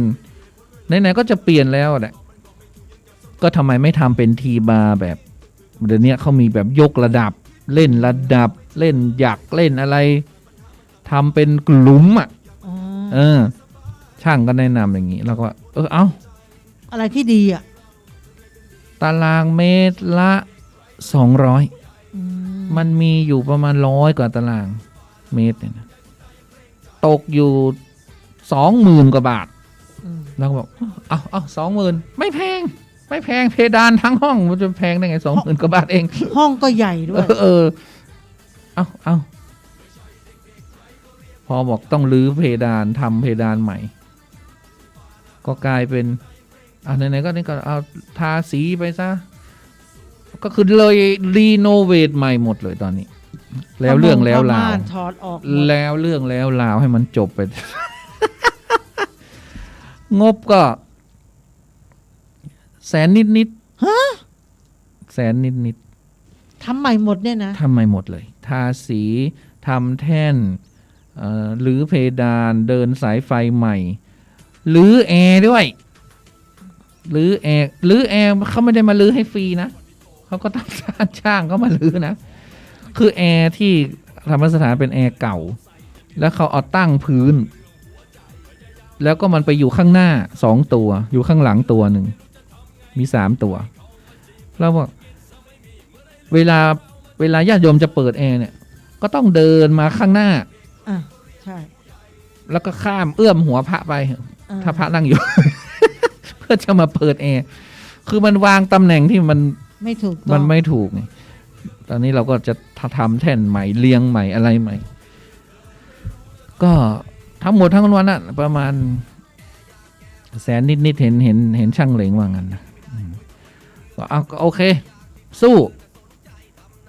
ก็พอๆกับทำโรงครัวน่ะ100,000ประมาณเดียวกัน ใครอยากร่วมบุญก็ได้นะคะ100,000ได้ห้องใหม่อ่ะ เนาะทีนี้เราก็ไม่อยากจะบอกบุญอะไรมากเพราะว่าเดี๋ยวมันจะเป็นอาการกระเลิกเพราะเดี๋ยวคนก็จะถามอีกแล้วไปรื้อทำไมอยู่ดีๆ เข้าใจไหมเราก็เลยว่าอ่ะไม่อยากจะบอกบุญไม่อยากจะอะไร คือใครรู้ใครได้ยินใครอยากจะทำก็ทำแค่นั้นคือที่บอกว่าเรารื้อทำอยู่ดีๆแล้วไปรื้อทำไมก็เพราะมันไม่ดีเลยต้องรื้ออะค่ะเพราะว่าแล้วพระประธานก็ผิวแตกหมดนะยังไม่ได้จะทำมีโครงการปิดทองพระประธานอีกนะคือจะต้องเอาไว้ทีหลังแท่นพระนี่ก็แอนนะหลายอย่างอะค่ะคือมันผุพังมันคือมันไม่ได้แล้วไงคือต้องไปดูนะคะแล้วไมโครโฟนเนี่ยเมื่อก่อนเนี่ยเขาก็ต่อแค่อันเดียวนะแต่ต่อแค่อันเดียวไว้ให้คนพูดอยู่หน้าห้องทีนี้ตั้งแต่จัดสวดมนต์สืบชะตามาต้นนุกกับต่อของต้นนุกโยงใหญ่ต่อมาออกถึงตึกใหม่ด้วยซ้ำนะต่อใหม่หมดสายไฟอะไรเป็นอะไรบก็โยงระยางคือมันไม่มีการที่ว่าความเป็นระเบียบเรียบร้อยมันโอกาสที่สายไฟมันจะช็อตมันมีสูงไงแล้วก็ไม่ได้เขาไม่ได้รีโนเวทมาตั้งแต่ทำมาเลยมั้งไม่ตั้งแต่ปี41อ่ะที่ทำตึกอ่ะจนถึงเดี๋ยวนี้ไม่ได้ปรับปรุงอะไรเลยนะทุกอย่างยังเหมือนเดิมตั้งเหมือนเดิมอะไรเหมือนเดิมแต่ทำแค่หลังคาแค่นั้นแหละปรับปรุงแค่หลังคาทำแล้วทำเล่าทำแล้วทำเล่าร่วมเหมือนเดิมทีนี้ก็เลยต้องย้ายลงมาสวดมนต์ข้างล่างสวดมนต์ข้างล่างได้ข้างบนก็ปล่อยเขาทำไปก็ตรงที่ตุ๊นั่งรับแล้วก็จะเปลี่ยนสปอตไลท์ด้วยเพราะสปอตไลท์อันเก่าเนี่ยมันเป็นสปอตไลท์แบบร้อนอ่ะเปิดนานๆแล้วมันร้อนเดี๋ยวนี้เขามีอย่างนี้นี่แบบประหยัดไฟด้วย LED เขาจะมีแบบประหยัดไฟอันนั้นมันกินไฟเปลืองไฟคือตอนแรกก็กะว่าจะย้ายแอร์ด้วยคือจะเอามาตั้งข้างหลังหน่อยให้โยมเขาเปิดเองใช่ไหมข้างหน้าก็มีแต่พระพุทธรูปไม่เปิดไม่ใช้แอร์หรอกก็พระพุทธรูปร้อนแต่ทีนี้คิดไปคิดมาถ้าเอามาตั้งข้างหลังอีกก็เดี๋ยวก็จะจัดอะไรยากอีกเห็นไหมเพราะมันเป็นแอร์ตั้งพื้นไงไหนๆก็ลื้อไปเลยเดี๋ยวซื้อใส่ใหม่แขวนเพดานอย่างเงี้ยอันเล็กๆไม่ต้องเอาใหญ่โตขนาดนั้นเนาะใครจะเป็นเจ้าภาพแอร์ก็ได้ตัวละ10,000 กว่าบาทแต่แอร์เนี่ยเราใส่ทีหลังไงมันต้องทำให้เสร็จหมดทุกอย่างต้องทำทุกอย่างหมดแต่ประเด็นคือว่าตอนเนี้ยต้องทำให้รถให้ห้องเนี่ยโล่งเลยเพราะเขาจะเข้ามาแล้วก็ทำทีเดียวแล้วเราจะยกพระประธานไว้ที่ไหนเอาไว้ตรงกลางก่อนก็ได้ไงเอาไว้ตรงกลางก่อนแล้วก็เอาผ้าคลุมแค่นั้นเองเหลงก็บอกว่าไม่ต้องย้ายออกจากห้องใช่เขาบอกว่าแค่มาไว้ตรงกองรวมกันแล้วก็ผ้าคลุมจบแล้วพี่เพราะเราจะต้องทำทางผนังไงทางผนังกับเพดานทาสีทาสันช่างเขาจะเป็นไงเขาบอกไม่ต้องไปรื้อออกไปไหนแค่ขยับไว้ตรงกลางแล้วค่ะเดี๋ยวเขาจัดการเองใครจะเป็นเจ้าภาพเพดานก็ได้เนาะ25,000เองหรือใครจะเป็นเจ้าภาพแล้วก็ทางที่พระนั่งสวดมนต์9 รูปทางเนี้ยก็อาจจะปูพรมหรืออาจจะทำยกแท่นขึ้นมาหน่อยนึงไม่ต้องนั่งเสมอโยมนะอาจจะเป็นพระแท่นพระอันนั้นทีหลังแต่ต้องทำไอเมนนี่ก่อนก็คือฝ้าเพดานทาสีแล้วก็แท่นพระอันนี้เป็นหลักแท่นพระนี่สำคัญพอจัดพระใส่เรียงอะไรกับลูกจุกจิกเสร็จตอนนั้นเราจะติดแอร์ก็ได้เราจะปูพรมก็ได้อันนั้นคือทีหลังเนาะก็คือพูดถึงจัดใหม่ก็ดีเพราะมันดูรกนะจะไปว่าอย่างนั้นจริงๆนะมันดูรกเธออย่าไปว่าอย่างนั้นจริงก็ เอ่อ ตู้หัวเร้อนทำไมมันดูลบ ไม่พระพุทธรูปเราไปวาดโลกมันไม่ดี ไม่ใช่โต๊ะ อ๋อหมายถึงอะไร คือโต๊ะที่ตั้งอยู่นั่นน่ะ นั่นแหละเพราะว่าแต่เดิมเนี่ยพระแต่เดิมเนี่ยก็มีอยู่แล้ว ทีนี้เราก็ไปรื้อห้องพระอาจารย์ไงเราก็เอาพระในห้องพระอาจารย์ที่พระอาจารย์เก็บไว้เนี่ยเอามาจัดใส่เข้าอีกไง ทีนี้มันก็เลยเป็นอลิจิกจ็อกอะไร เป็นอลิจิกจ็อกน่ะเข้าใจไหม เนาะทีนี้ก็กำชับช่างว่าให้เสร็จภายในออกพรรษานี้ หรือว่าไม่เกินกฐินขอให้เสร็จเนาะขอให้เสร็จภายในช่วงนี้เขาก็บอกว่าโอ้ 2-3 วันเสร็จ ครึ่งเดือนประมาณครึ่งเดือน ก็ประมาณนั้นนะตุคือถ้าเข้าวันที่1 ตุลาก็15 วันเสร็จเสร็จของเขานะแต่เราจัดใหม่ เราจัดพระใหม่สิเสร็จเขาคือ15 วันไงเราสิเราจะเสร็จเมื่อไหร่ เราก็เหนื่อยว่ะ ดีว่ามีคนมาช่วย ก็เป็นแฟนของช่างนั่นแหละกับเพื่อนฝูงเขาบอกว่าพอบอกว่าจะไปทำความสะอาดพระห้องพระที่วัดฝายหินโอ้ยมีคนสมัครใจมากันเต็มเลยตามกันมาเลย ตามกันมาบอกกันมาบอกโอ้เขาชอบมากเลยเขาอยากได้บุญว่างั้นนะใช่ก็เราก็เขาบอกละออแล้วบอกว่าตุนุก็เช็ดเขาไม่เอาสตางค์นะพี่ไม่เอาเขาบอกเขาโทรมาเลยตุนุเปิ้ลมาเอาสตางค์นะตุนุก็เลยบอกก็ตึ้งบ่ฮื้อตึ้งบ่ฮื้อละออก็เลยซื้อกับข้าวมาเลี้ยงเขาไงดีเพราะว่าเขาไม่เอาสตางค์เราก็ว่าก็ไปเบิกก็เราจะทำบุญด้วยไงเบิกตู้เข็มก็ได้นะไม่เราก็จะทำบุญด้วยไงในเมื่อเขามาทำบุญแล้วไงเขาบอกว่าล้างพระเขาชอบก็เบิกซื้อเขาชอบเติมแก๊ส150ตุ๊ถ้าใกล้มีงานเนี่ย150นี่มัน10 ปีที่แล้วเนาะแก๊สถัง150ใกล้มีงานตุ๊เดี๋ยวต้องไปเบิกตู้เข็มซื้อนั่นน่ะไอหัว2 เตาอ่ะใช้ได้2 เตาอ่ะทำกับข้าวเตาเดียวไม่มีทางถ้ามีงานขึ้นมาก็รีบไปซื้อสิมันไม่ใช่แพงหรอกเนาะอันนี้ก็เล่าให้ฟังเที่ยง20ละก็ค่อยว่ากันเพราะฉะนั้นก็วันนี้ก็เลยไปร่วมเช็ดร่วมอะไรกับเขาก็เลยไม่ได้เขียนสรุปอะไรของท่านพระอาจารย์ไงเขาก็โทรมาทวงอยู่ใช่ไหมรับโทรมาทวงเลยไปพักฟังเพลงเนาะ cover นะคะเดี๋ยวกลับมาพบกับอะไรThe Hian จ้า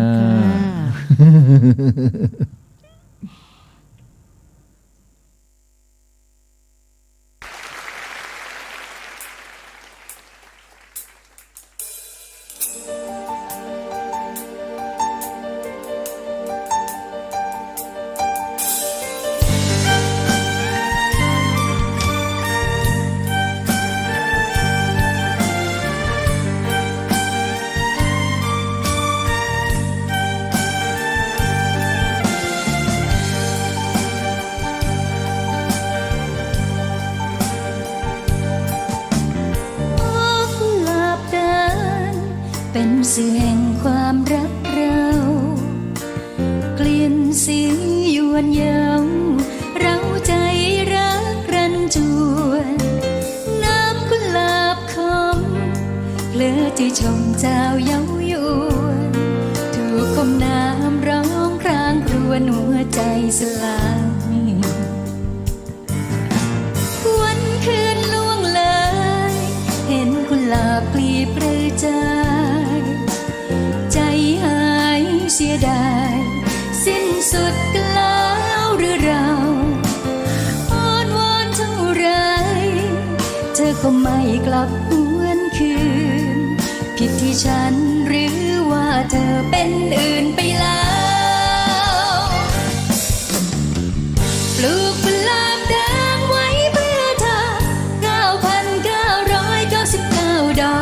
บ่งบอกความจริงที่ยิ่งใหญ่บ่งบอกว่าใจฉันยังคงมันพันปีเบินวันไม่เคยนายฟ้าดินสลายหัวใจมันรักเธอ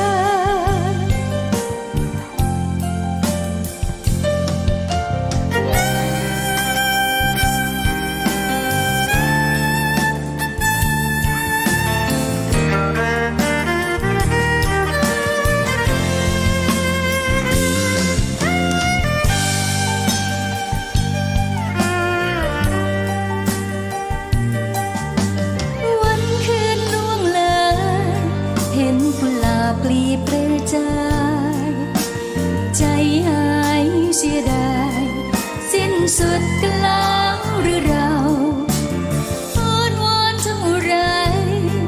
เธอก็ไม่กลับหวนคืน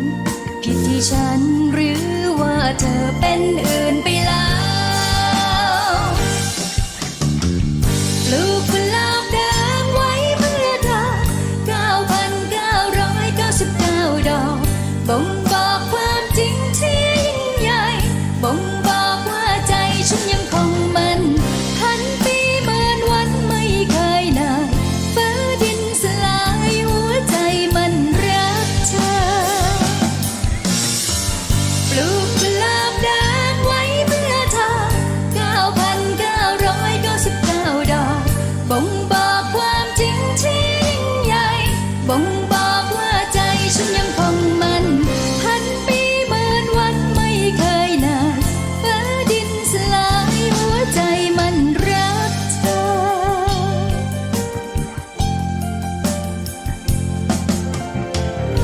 กุหลาบแดงเป็นสื่อแห่งความรักเราเกลี่ยนสียวนยาวเราใจรักรันจวนน้ำกุหลาบคมเพลอใจชมเจ้าเย้ายวนถูกคมน้ำร้องพรางครวญหัวใจสลาง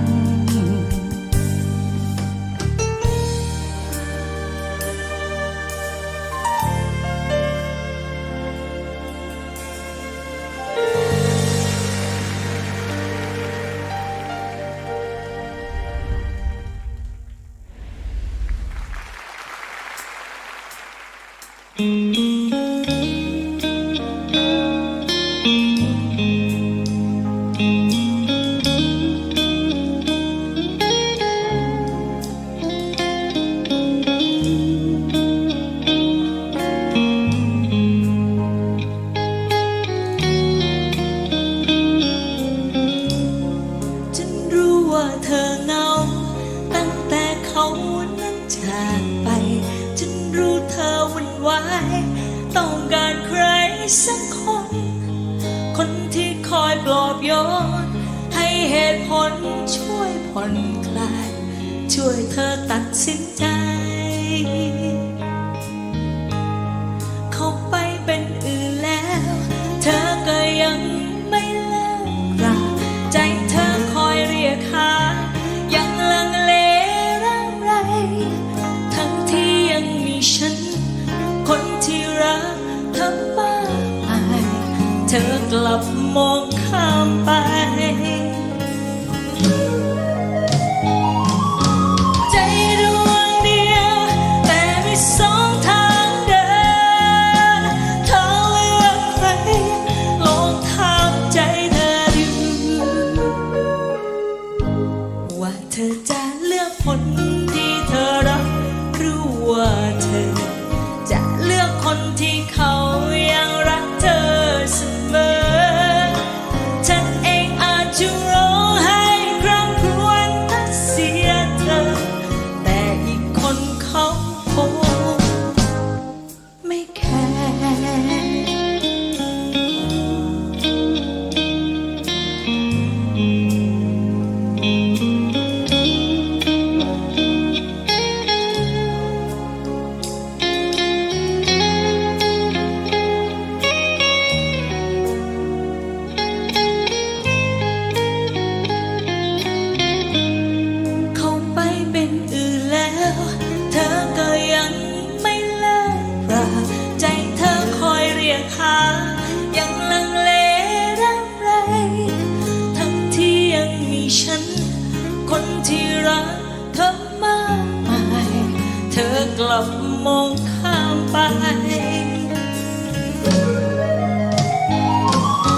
ใจดวงเดียวแต่มีสองทางเดินเธอเลือกใครลองถามใจเธอดูว่าเธอจะเลือกคนที่เธอรักหรือว่าเธอจะเลือกคนที่เขายังรักเธอเสมอฉันเองอาจจะร้องไห้คร่ำครวญถ้าเสียเธอแต่อีกคนเขาคงไม่แคร์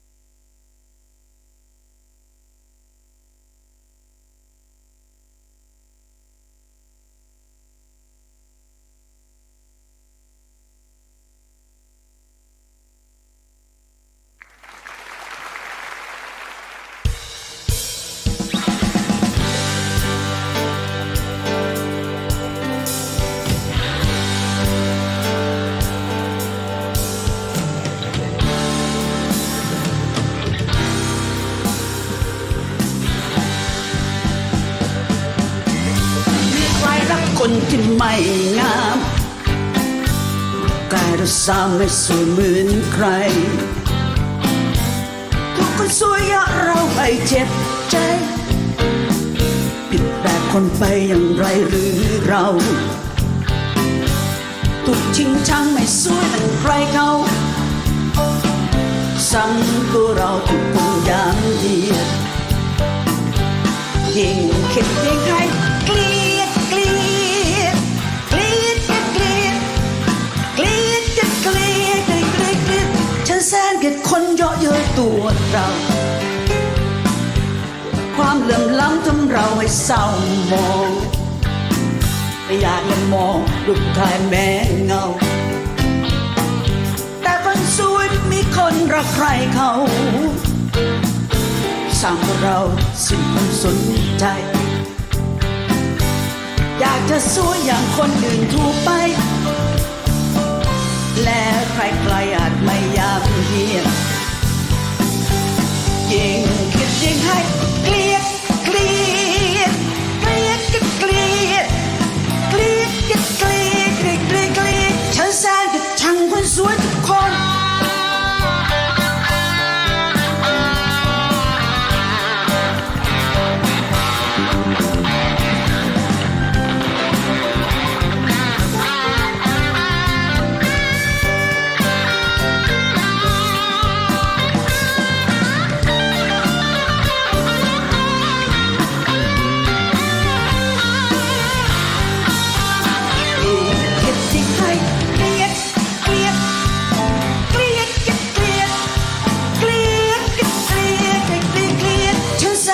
คนเยาะเย้ยตัวเรา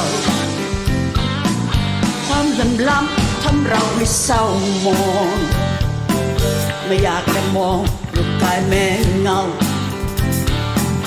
แต่ก็สวยมีคนรักใครเขาสามตัวเราสิ้นความสนใจอยากจะสวยอย่างคนอื่นทั่วไปและใครๆอาจไม่อยากเห็นยิ่งคิดที่ใครเกลียดเกลียดเกลียดเกลียดเกลียดเกลียดเกลียดเกลียดเกลียดฉันแสนจะชังคนสวยทุกคนคิดที่ใครเกลียดเกลียดเกลียดเกลียด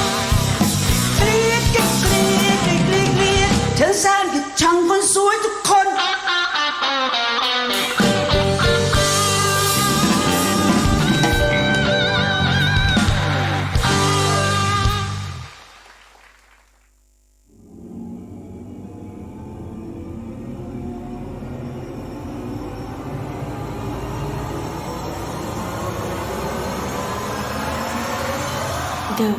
ฮียน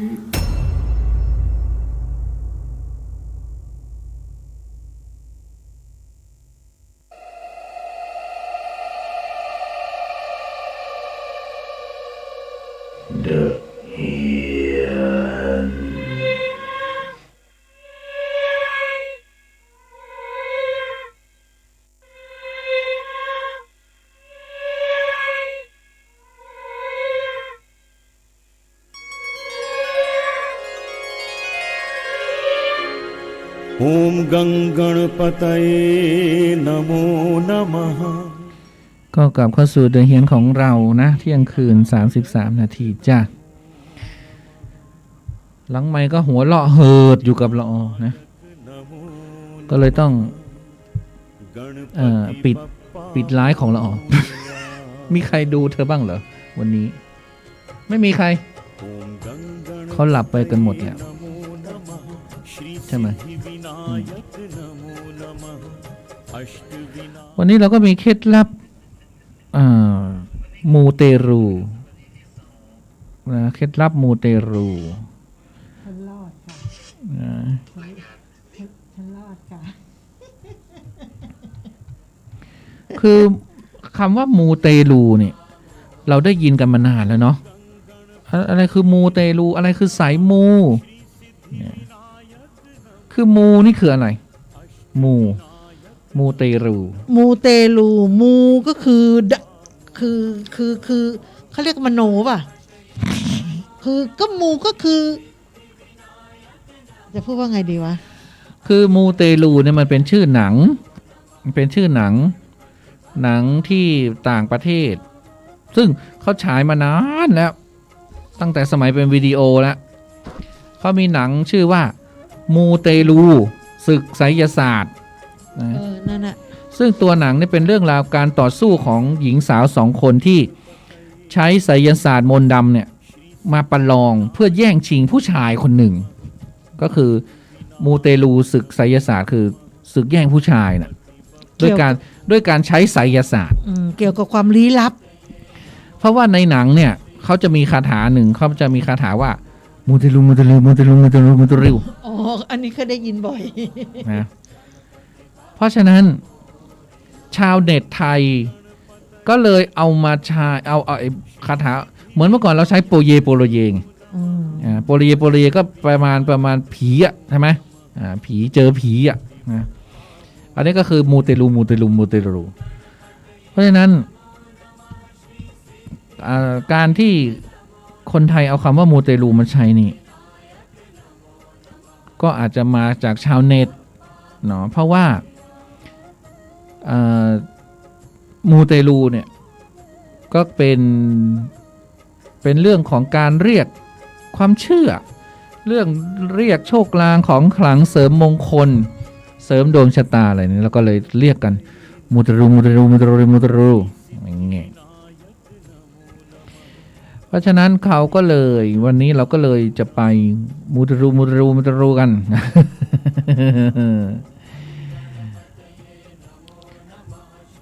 วันนี้มีของอะไรมามูเตลูกันบ้างคือถ้าเราจะพูดว่าไสยศาสตร์มันก็ไม่ใช่อ่ะมันก็ไม่ถึงกับไสยศาสตร์อ่ะใช่ไหมมูเตลูมันยังไม่ถึงขั้นเล่นของทำของมันไม่ถึงขั้นนั้นน่ะแต่มันก็มูเตลูมันแค่ว่าเราเชื่อเรื่องในสิ่งลี้ลับอะไรอย่างเงี้ยไอ้คำว่ามูเตลูมันก็เลยเป็นอย่างเงี้ยเป็นไม่ถึงขั้นแบบไสยศาสตร์นะแต่ก็มีไสยศาสตร์นั่นแหละที่ประเทศไทยของเราเนี่ยก็มีการเรียกว่ามีความเชื่อหลากหลายเนาะ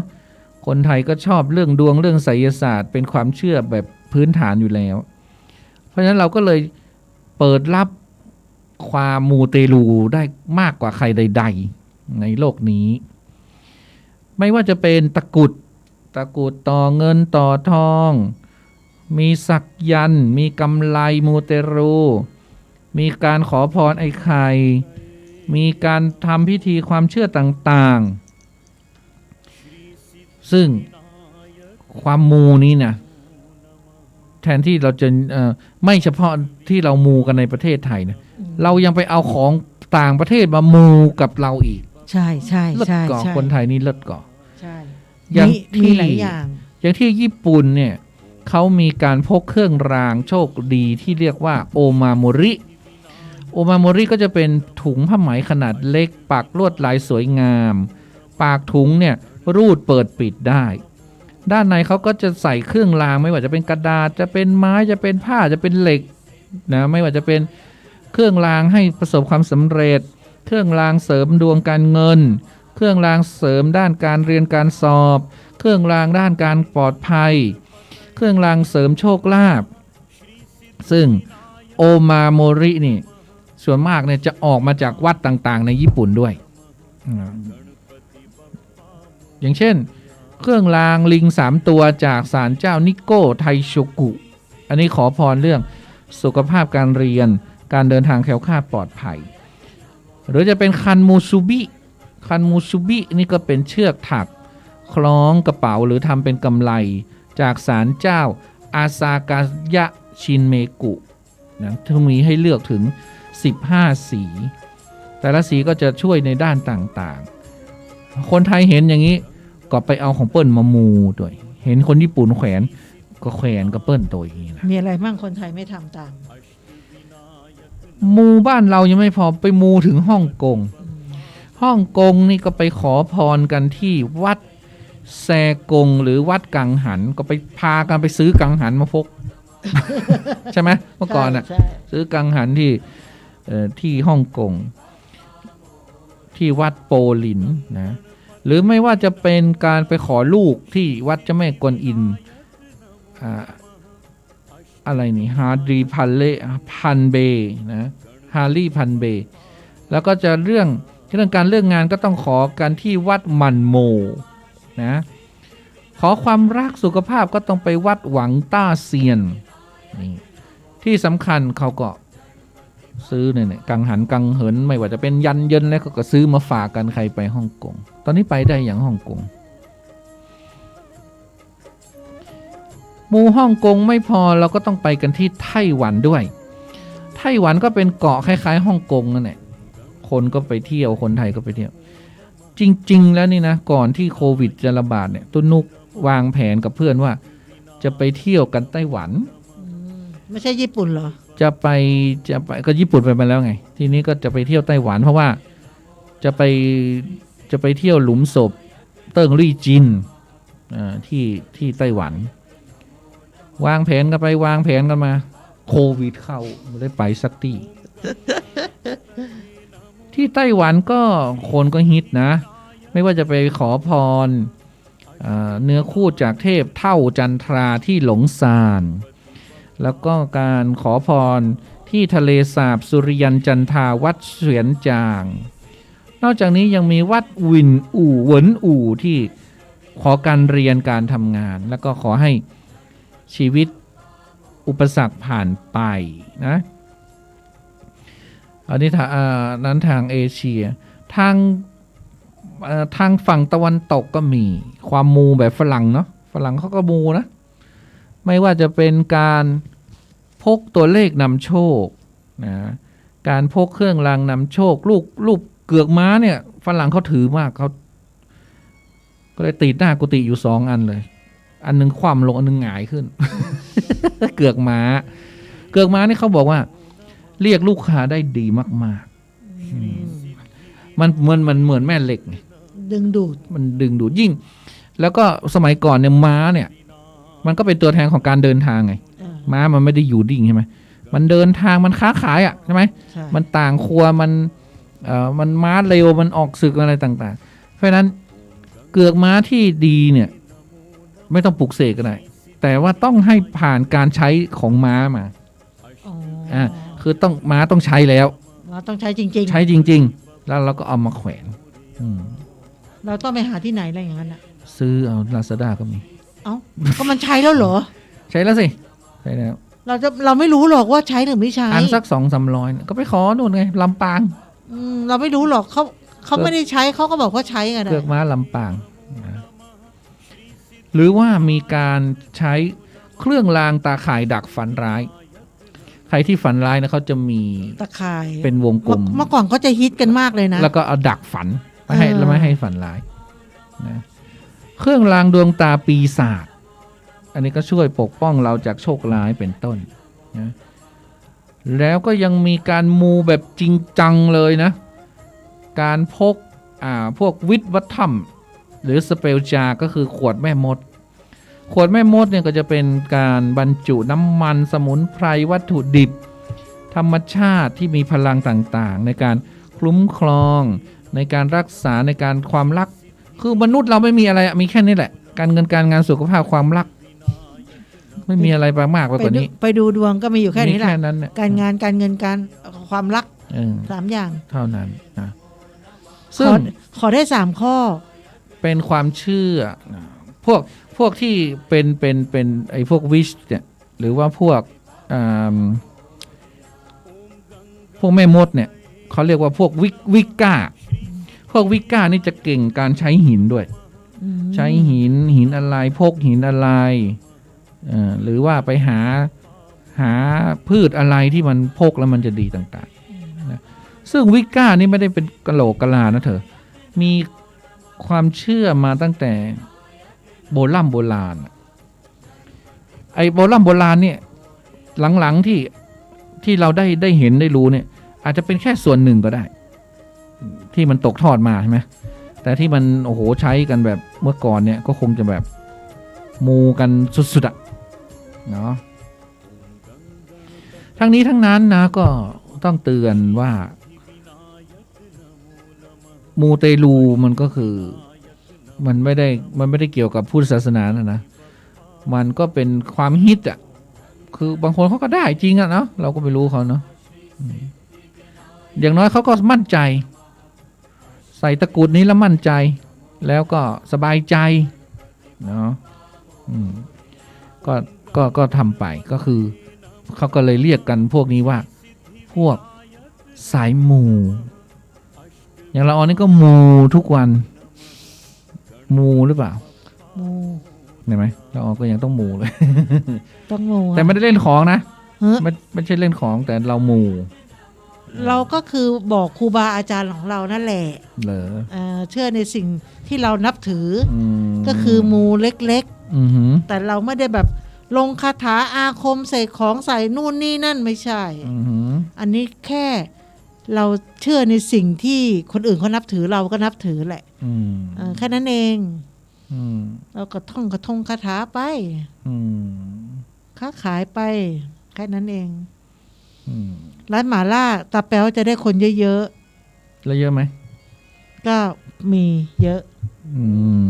แสดงว่ามูได้ผลงั้นต้องมูกวักใหม่มูกวักใหม่ใครอยากกินหม่าล่าก็มาได้นะคะหลังมอเธอก็ต้องซื้อ1แถม5ไม้อีกอ่ะซื้อ10ไม้แถม1ไม้ค่ะไม้ละ5 บาทเดี๋ยวคนก็มาเองมีแต่คนเห็นบอกหูนี่ไม้ละ5 บาทเหรอนึกว่าไม้ละ10 บาทเราไม้5 บาทไม่ใช่กระจุกกระจิกนะคะไม้10นี่เต็มไม้ค่ะเต็มที่คือจะเจ๊งไม่ว่าต้องการชื่อเสียง เธอต้องทำเพจแล้วให้คนไปเช็คอินใช่ไหมมาถึงแล้วนะอย่างเงี้ยเธอก็ต้องทำรูปเช็คอินอยู่หน้าร้านเช็คอินที่นี่เลยเนาะอ้าวไปฟังเรื่องหลอนฮะถึงเวลาแล้วเหรอเลยแล้วจ้ะจะตี 1แล้วจ้ะเธอต้องเข้าใจสิว่าเธอมาสายนะวันนี้ใครคะใครเข้ามาสายใครคะมาถึงก็อ้อนเลย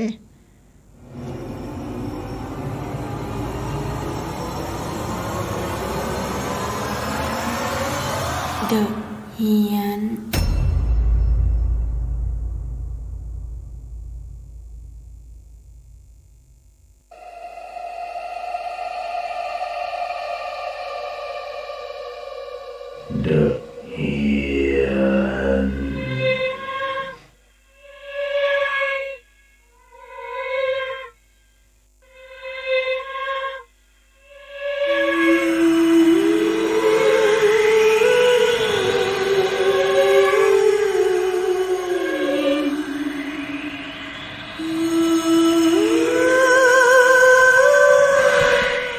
มาฟังเรื่องหลอนกับบรรยากาศฝนตกฝนจึม เออ ในวันนี้ของละอ้อ เรื่องหลอนวันนี้ก็ไม่มีอะไรมากมายนะคะต่อทุกทีเนี่ยเราจะเป็นเรื่องหลอนที่แบบเป็นคนเนาะคือเป็นคนที่ตายเป็นผี แต่อันเนี้ยจะเป็นจระเข้ที่ผีมันเข้าสิง มันเข้าได้นะ เสือมันยังเข้าได้เลย เหรอ ไอวานพี่เนี่ย มีอะไร ถึงก็พิมพ์มาพี่จะมีเรื่องหลอนมาเล่าให้พี่ฟังเหรอ อย่าพิมพ์ค้างคาอย่างนั้น ใจไม่ดี เรื่องก็มีอยู่ว่านะคะเขาบอกว่าเรื่องเนี่ยเกิดขึ้นในอดีตที่กงก็คือปู่เขาบอกว่าทำบุญบัญชีไหนทำบุญอะไรยังไม่บอกยังไม่บอก ยังไม่บอก เดี๋ยวจะบอกอีกที เดี๋ยวบอกอีกทีนึงอย่างนี้กะพิมพ์มาให้ ใจคอไม่ดีพี่เนี่ยเขาบอกว่ากงเนี่ยกงก็คือปู่ของผมเนี่ยเขาบอกว่ากงของผมก็เคยพบและเล่าให้ผมฟังเมื่อตอนที่สมัยผมเป็นเด็กๆวันบอกว่าตาหนูเห็นผีที่โรงพยาบาลก็ต้องระวังนะไปทำบุญหน่อยเพราะว่าตัวหนูบอกให้ทำบุญแสดงว่าจิตเขานิ่งน่ะเขานอนโรงพยาบาลเขาอาจจะจิตนิ่งแล้วก็ไปสัมผัสนี่ได้เขาทำบุญซะเวลานี้นะคะของผมท่านได้เสียชีวิตไปแล้วก็จึงอยากจะเอาบันทึกเนี่ยการเล่าครั้งนี้เป็นที่ระลึกพอมานึกถึงบททบทวนเขียนเรื่องนี้ก็นึกขึ้นได้หลายๆอย่างที่ผมจำได้และไม่ได้นะคะเขาบอกว่ากงของผมชื่อเต็งเป็นลูกคนจีนเกิดในไทยเตี่ยของท่านจะมาจากเมืองจีนตั้งแต่ผมได้ไม่กี่ขวบแล้วก็ย้ายมาอยู่ในหลายๆแห่งจนมาลงปักหลักฐานอยู่ที่จังหวัดสมุทรปราการก็ทำงานสารพัดจนเปิดร้านขายของชำเป็นของตัวเองได้นะคะพอกงเต็งเนี่ยย่างเข้าสู่วัยรุ่นพี่เขยของกงเต็งเนี่ยชื่อกงจือนะคะก็มาชวนไปจับจระเข้กันเขาเรียกว่าเอาหนังมาขายมันเรื่องราวนี้กี่ปีแล้วจับจระเข้กันไม่รู้อ่ะเขาไม่ได้บอกก็เอาหนังจับจระเข้เนี่ยเอาหนังมาขายกงจือก็เคยไปจับมาขายหลายครั้งแล้วสมุทรปราการนี่จระเข้เยอะมากนะเขาบอกว่าโดยไปกับพรรคพวกหลายๆคนแต่ความเป็นคนจีนเนี่ยแถวบ้านเนี่ยเขาไม่ค่อยยอมไปกันหรอกเพราะส่วนใหญ่เนี่ยเขาบอกว่ามันลำบากมากอยู่รับจ้างทางนี้ดีกว่าไม่ต้องทิ้งครอบครัวไปไม่ต้องคิ้มครอบครัวไปทีละหลายๆคืนเนี่ยบางทีก็ไปหลายเดือนนะคะกงจึงไปกับพวกคนจีนทางอยุธยาคนไทยทางนั้นคนไทยทางอยุธยาเนี่ยเขาชอบไปล่าจระเข้เข้าไปในป่าก็จะเป็นจังหวัดไหนก็ได้จังหวัดบางจังหวัดก็ไม่แน่นอนนะคะบางทีก็จะไปอีกจังหวัดนึงแล้วแต่ว่า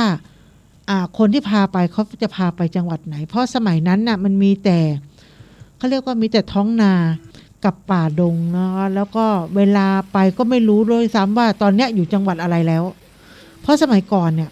มันจะเป็นทุ่งนาโล่งๆมันไม่ใช่มีถนนหนทางเหมือนสมัยนี้ไม่ได้มีป้ายปักเอาไว้ว่านี่เข้าเขตอำเภอนี้เข้าเขตจังหวัดนี้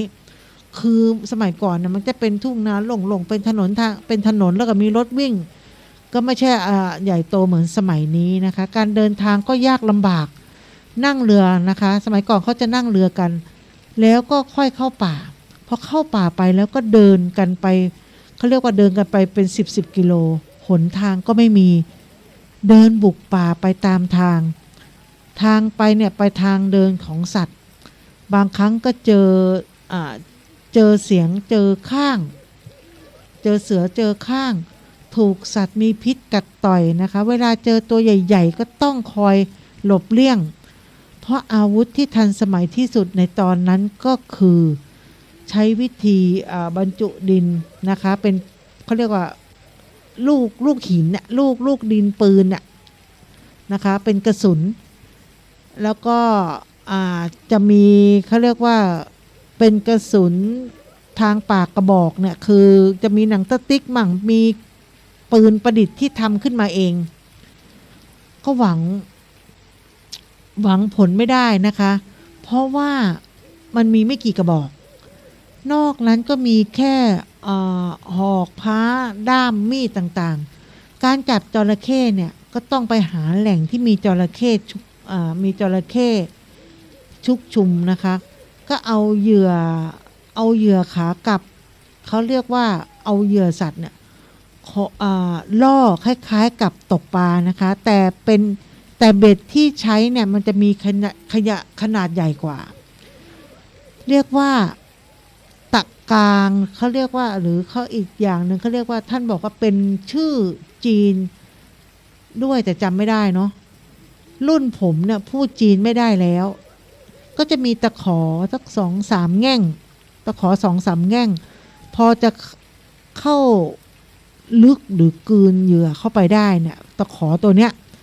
เอาไว้เกี่ยวในท้องของจระเข้จะได้ไม่ต้องไปแหกปากเขาเรียกว่าไม่ได้เกี่ยวที่ปากเหมือนแบบที่เราตกปลาคือตะขอตัวเนี้ยพักเกิดว่าเหยื่อมันกินหรือจระเข้มันกินเข้าไปมันก็จะเข้าไปข้างในเลยนะคะเพราะเราไม่สามารถที่จะไปทำเกี่ยวที่ปากจระเข้ได้พอจระเข้ติดนะคะติดตะข่ายเนี่ยเขาก็จะช่วยกันลากมันขึ้นมาจระเข้ก็จะต่อสู้ดิ้นรนจนแรงแต่พวกนี้มันจะแรงมากก็ต้องเอาบ่วงคล้องบางครั้งก็แทงด้วยฉมวกที่ใหญ่กว่านั้นก็คือฉมวกแทงปลานะคะมันก็จะมีหลายๆเท่าและก็มีเขาบอกที่มีฉมวกที่มันมี3 แง่งเนี่ยแต่เขาจะทำมาก็มีประมาณ 5-6 แง่งหรือบางครั้งเขาก็จะใช้อะไรนะแฉลงเนี่ยคล้ายเหล็กแล้วก็ตรงปลายแหลมก็มันก็จะมีเชือกผูกเอาไว้นะคะพอพุ่งแทงเข้าไปแล้วเชือกเนี่ยมันก็จะไปรัด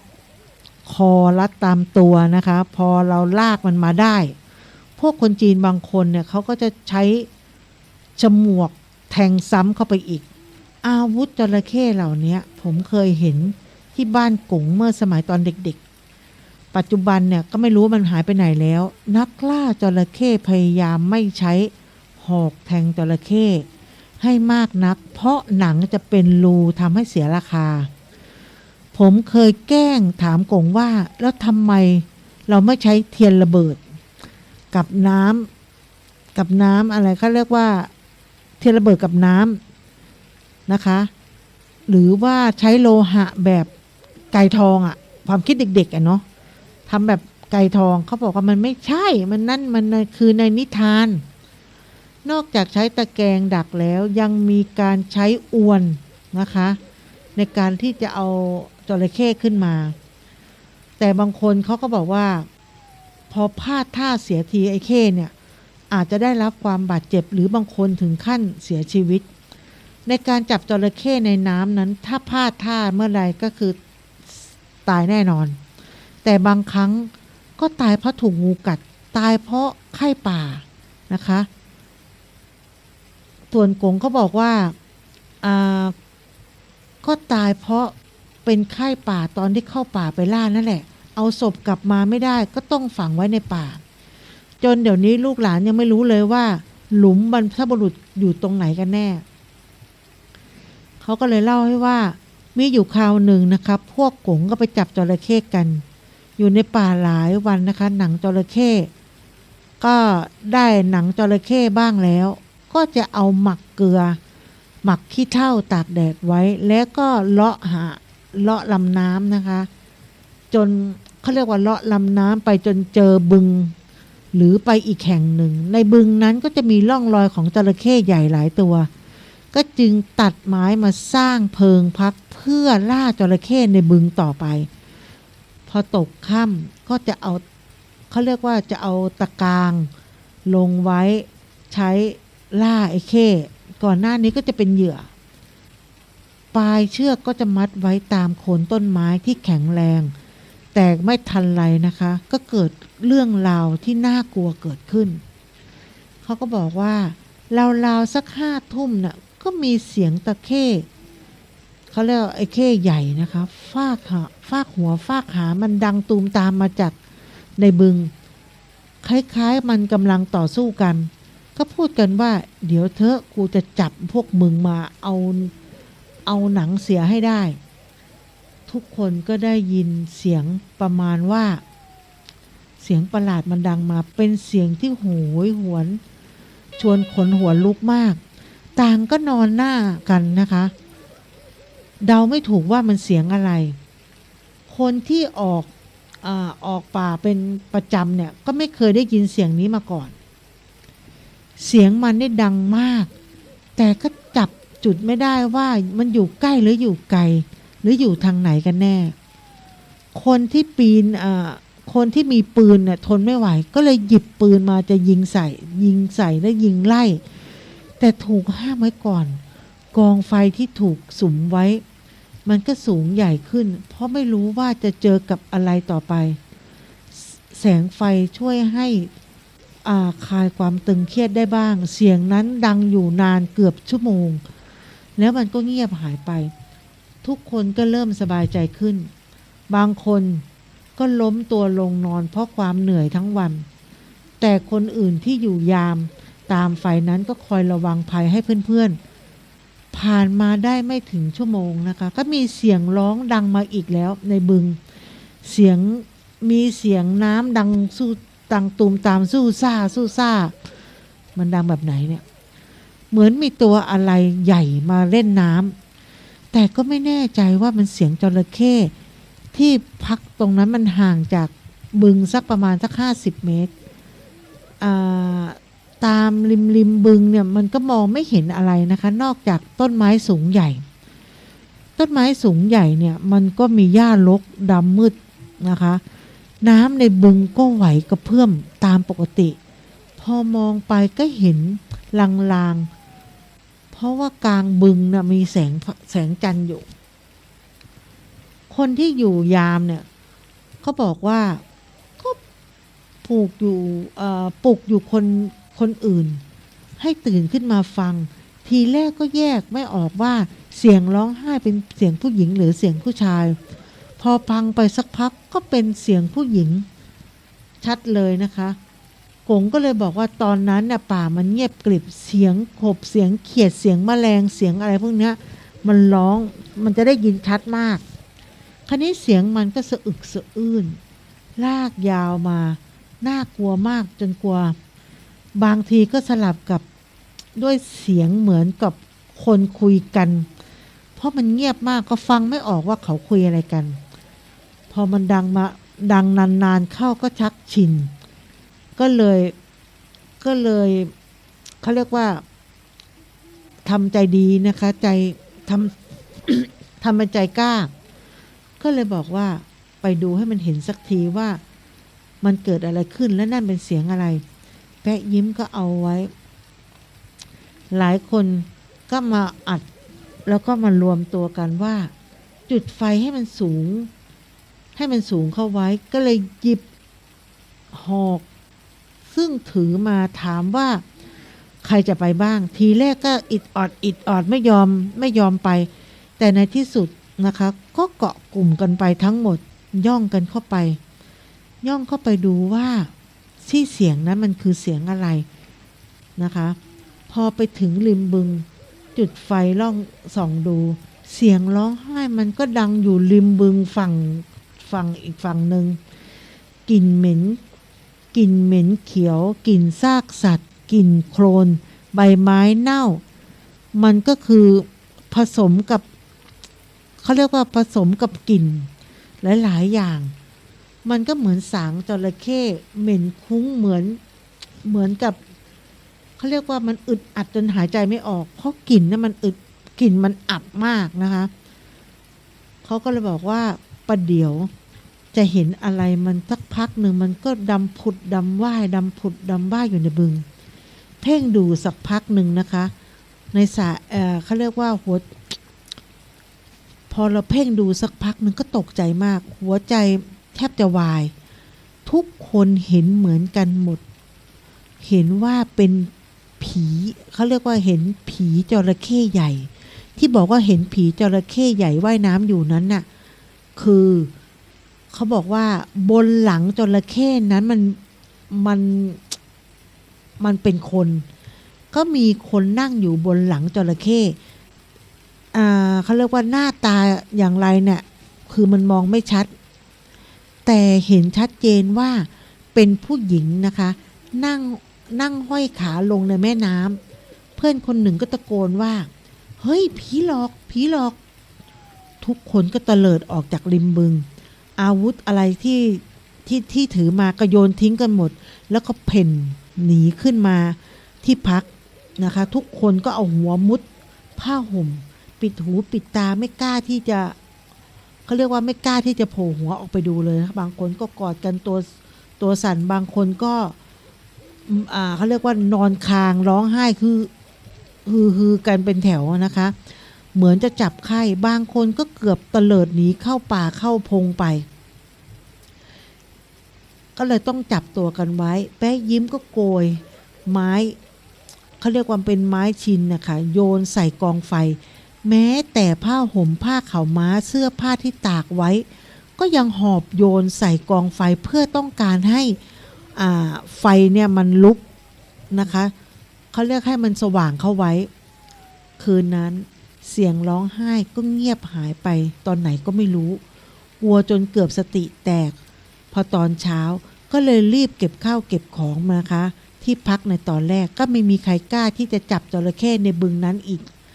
เขาบอกว่าน่าแปลกที่ตอนที่เก็บเอาตะกางกับอาวุธที่กลับมาเนี่ย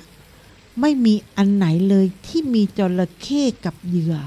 ก็ยังอยู่ครบทุกอย่างไม่มีอะไร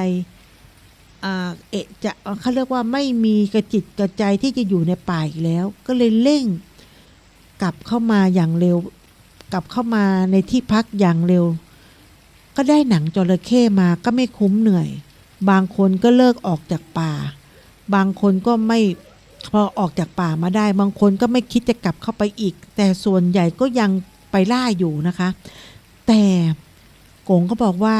เขาไปแค่ได้หนเดียวก็ไม่ไปกันอีกเพราะมีผู้ใหญ่บางคนเขาบอกว่าฝากงานให้เข้าไปทำในป่านั้นทุกคนไม่มีใครเข้าไปเขาบอกว่าผี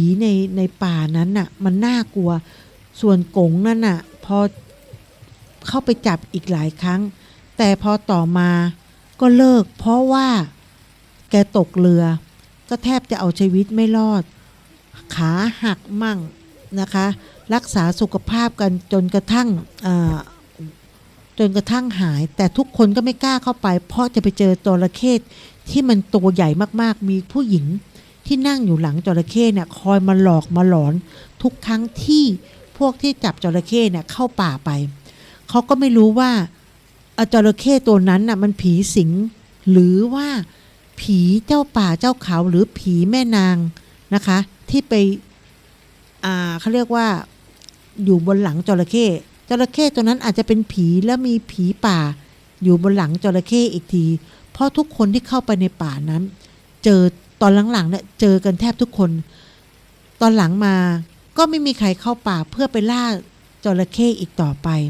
เพราะเขาบอกว่าผีจระเข้มันน่ากลัวนะคะกงก็เลยบอกว่าสู้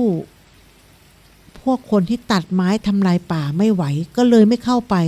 แต่ตอนหลังๆเนี่ยพวกที่เข้าไปตัดไม้ทำลายป่าเขาไม่ได้ไปล่าจระเข้เขาไปล่าต้นไม้กงก็เลยไม่เข้าไปเพราะมันน่ากลัวกว่าผีจบ ขออภัยกระแอมใส่ไมค์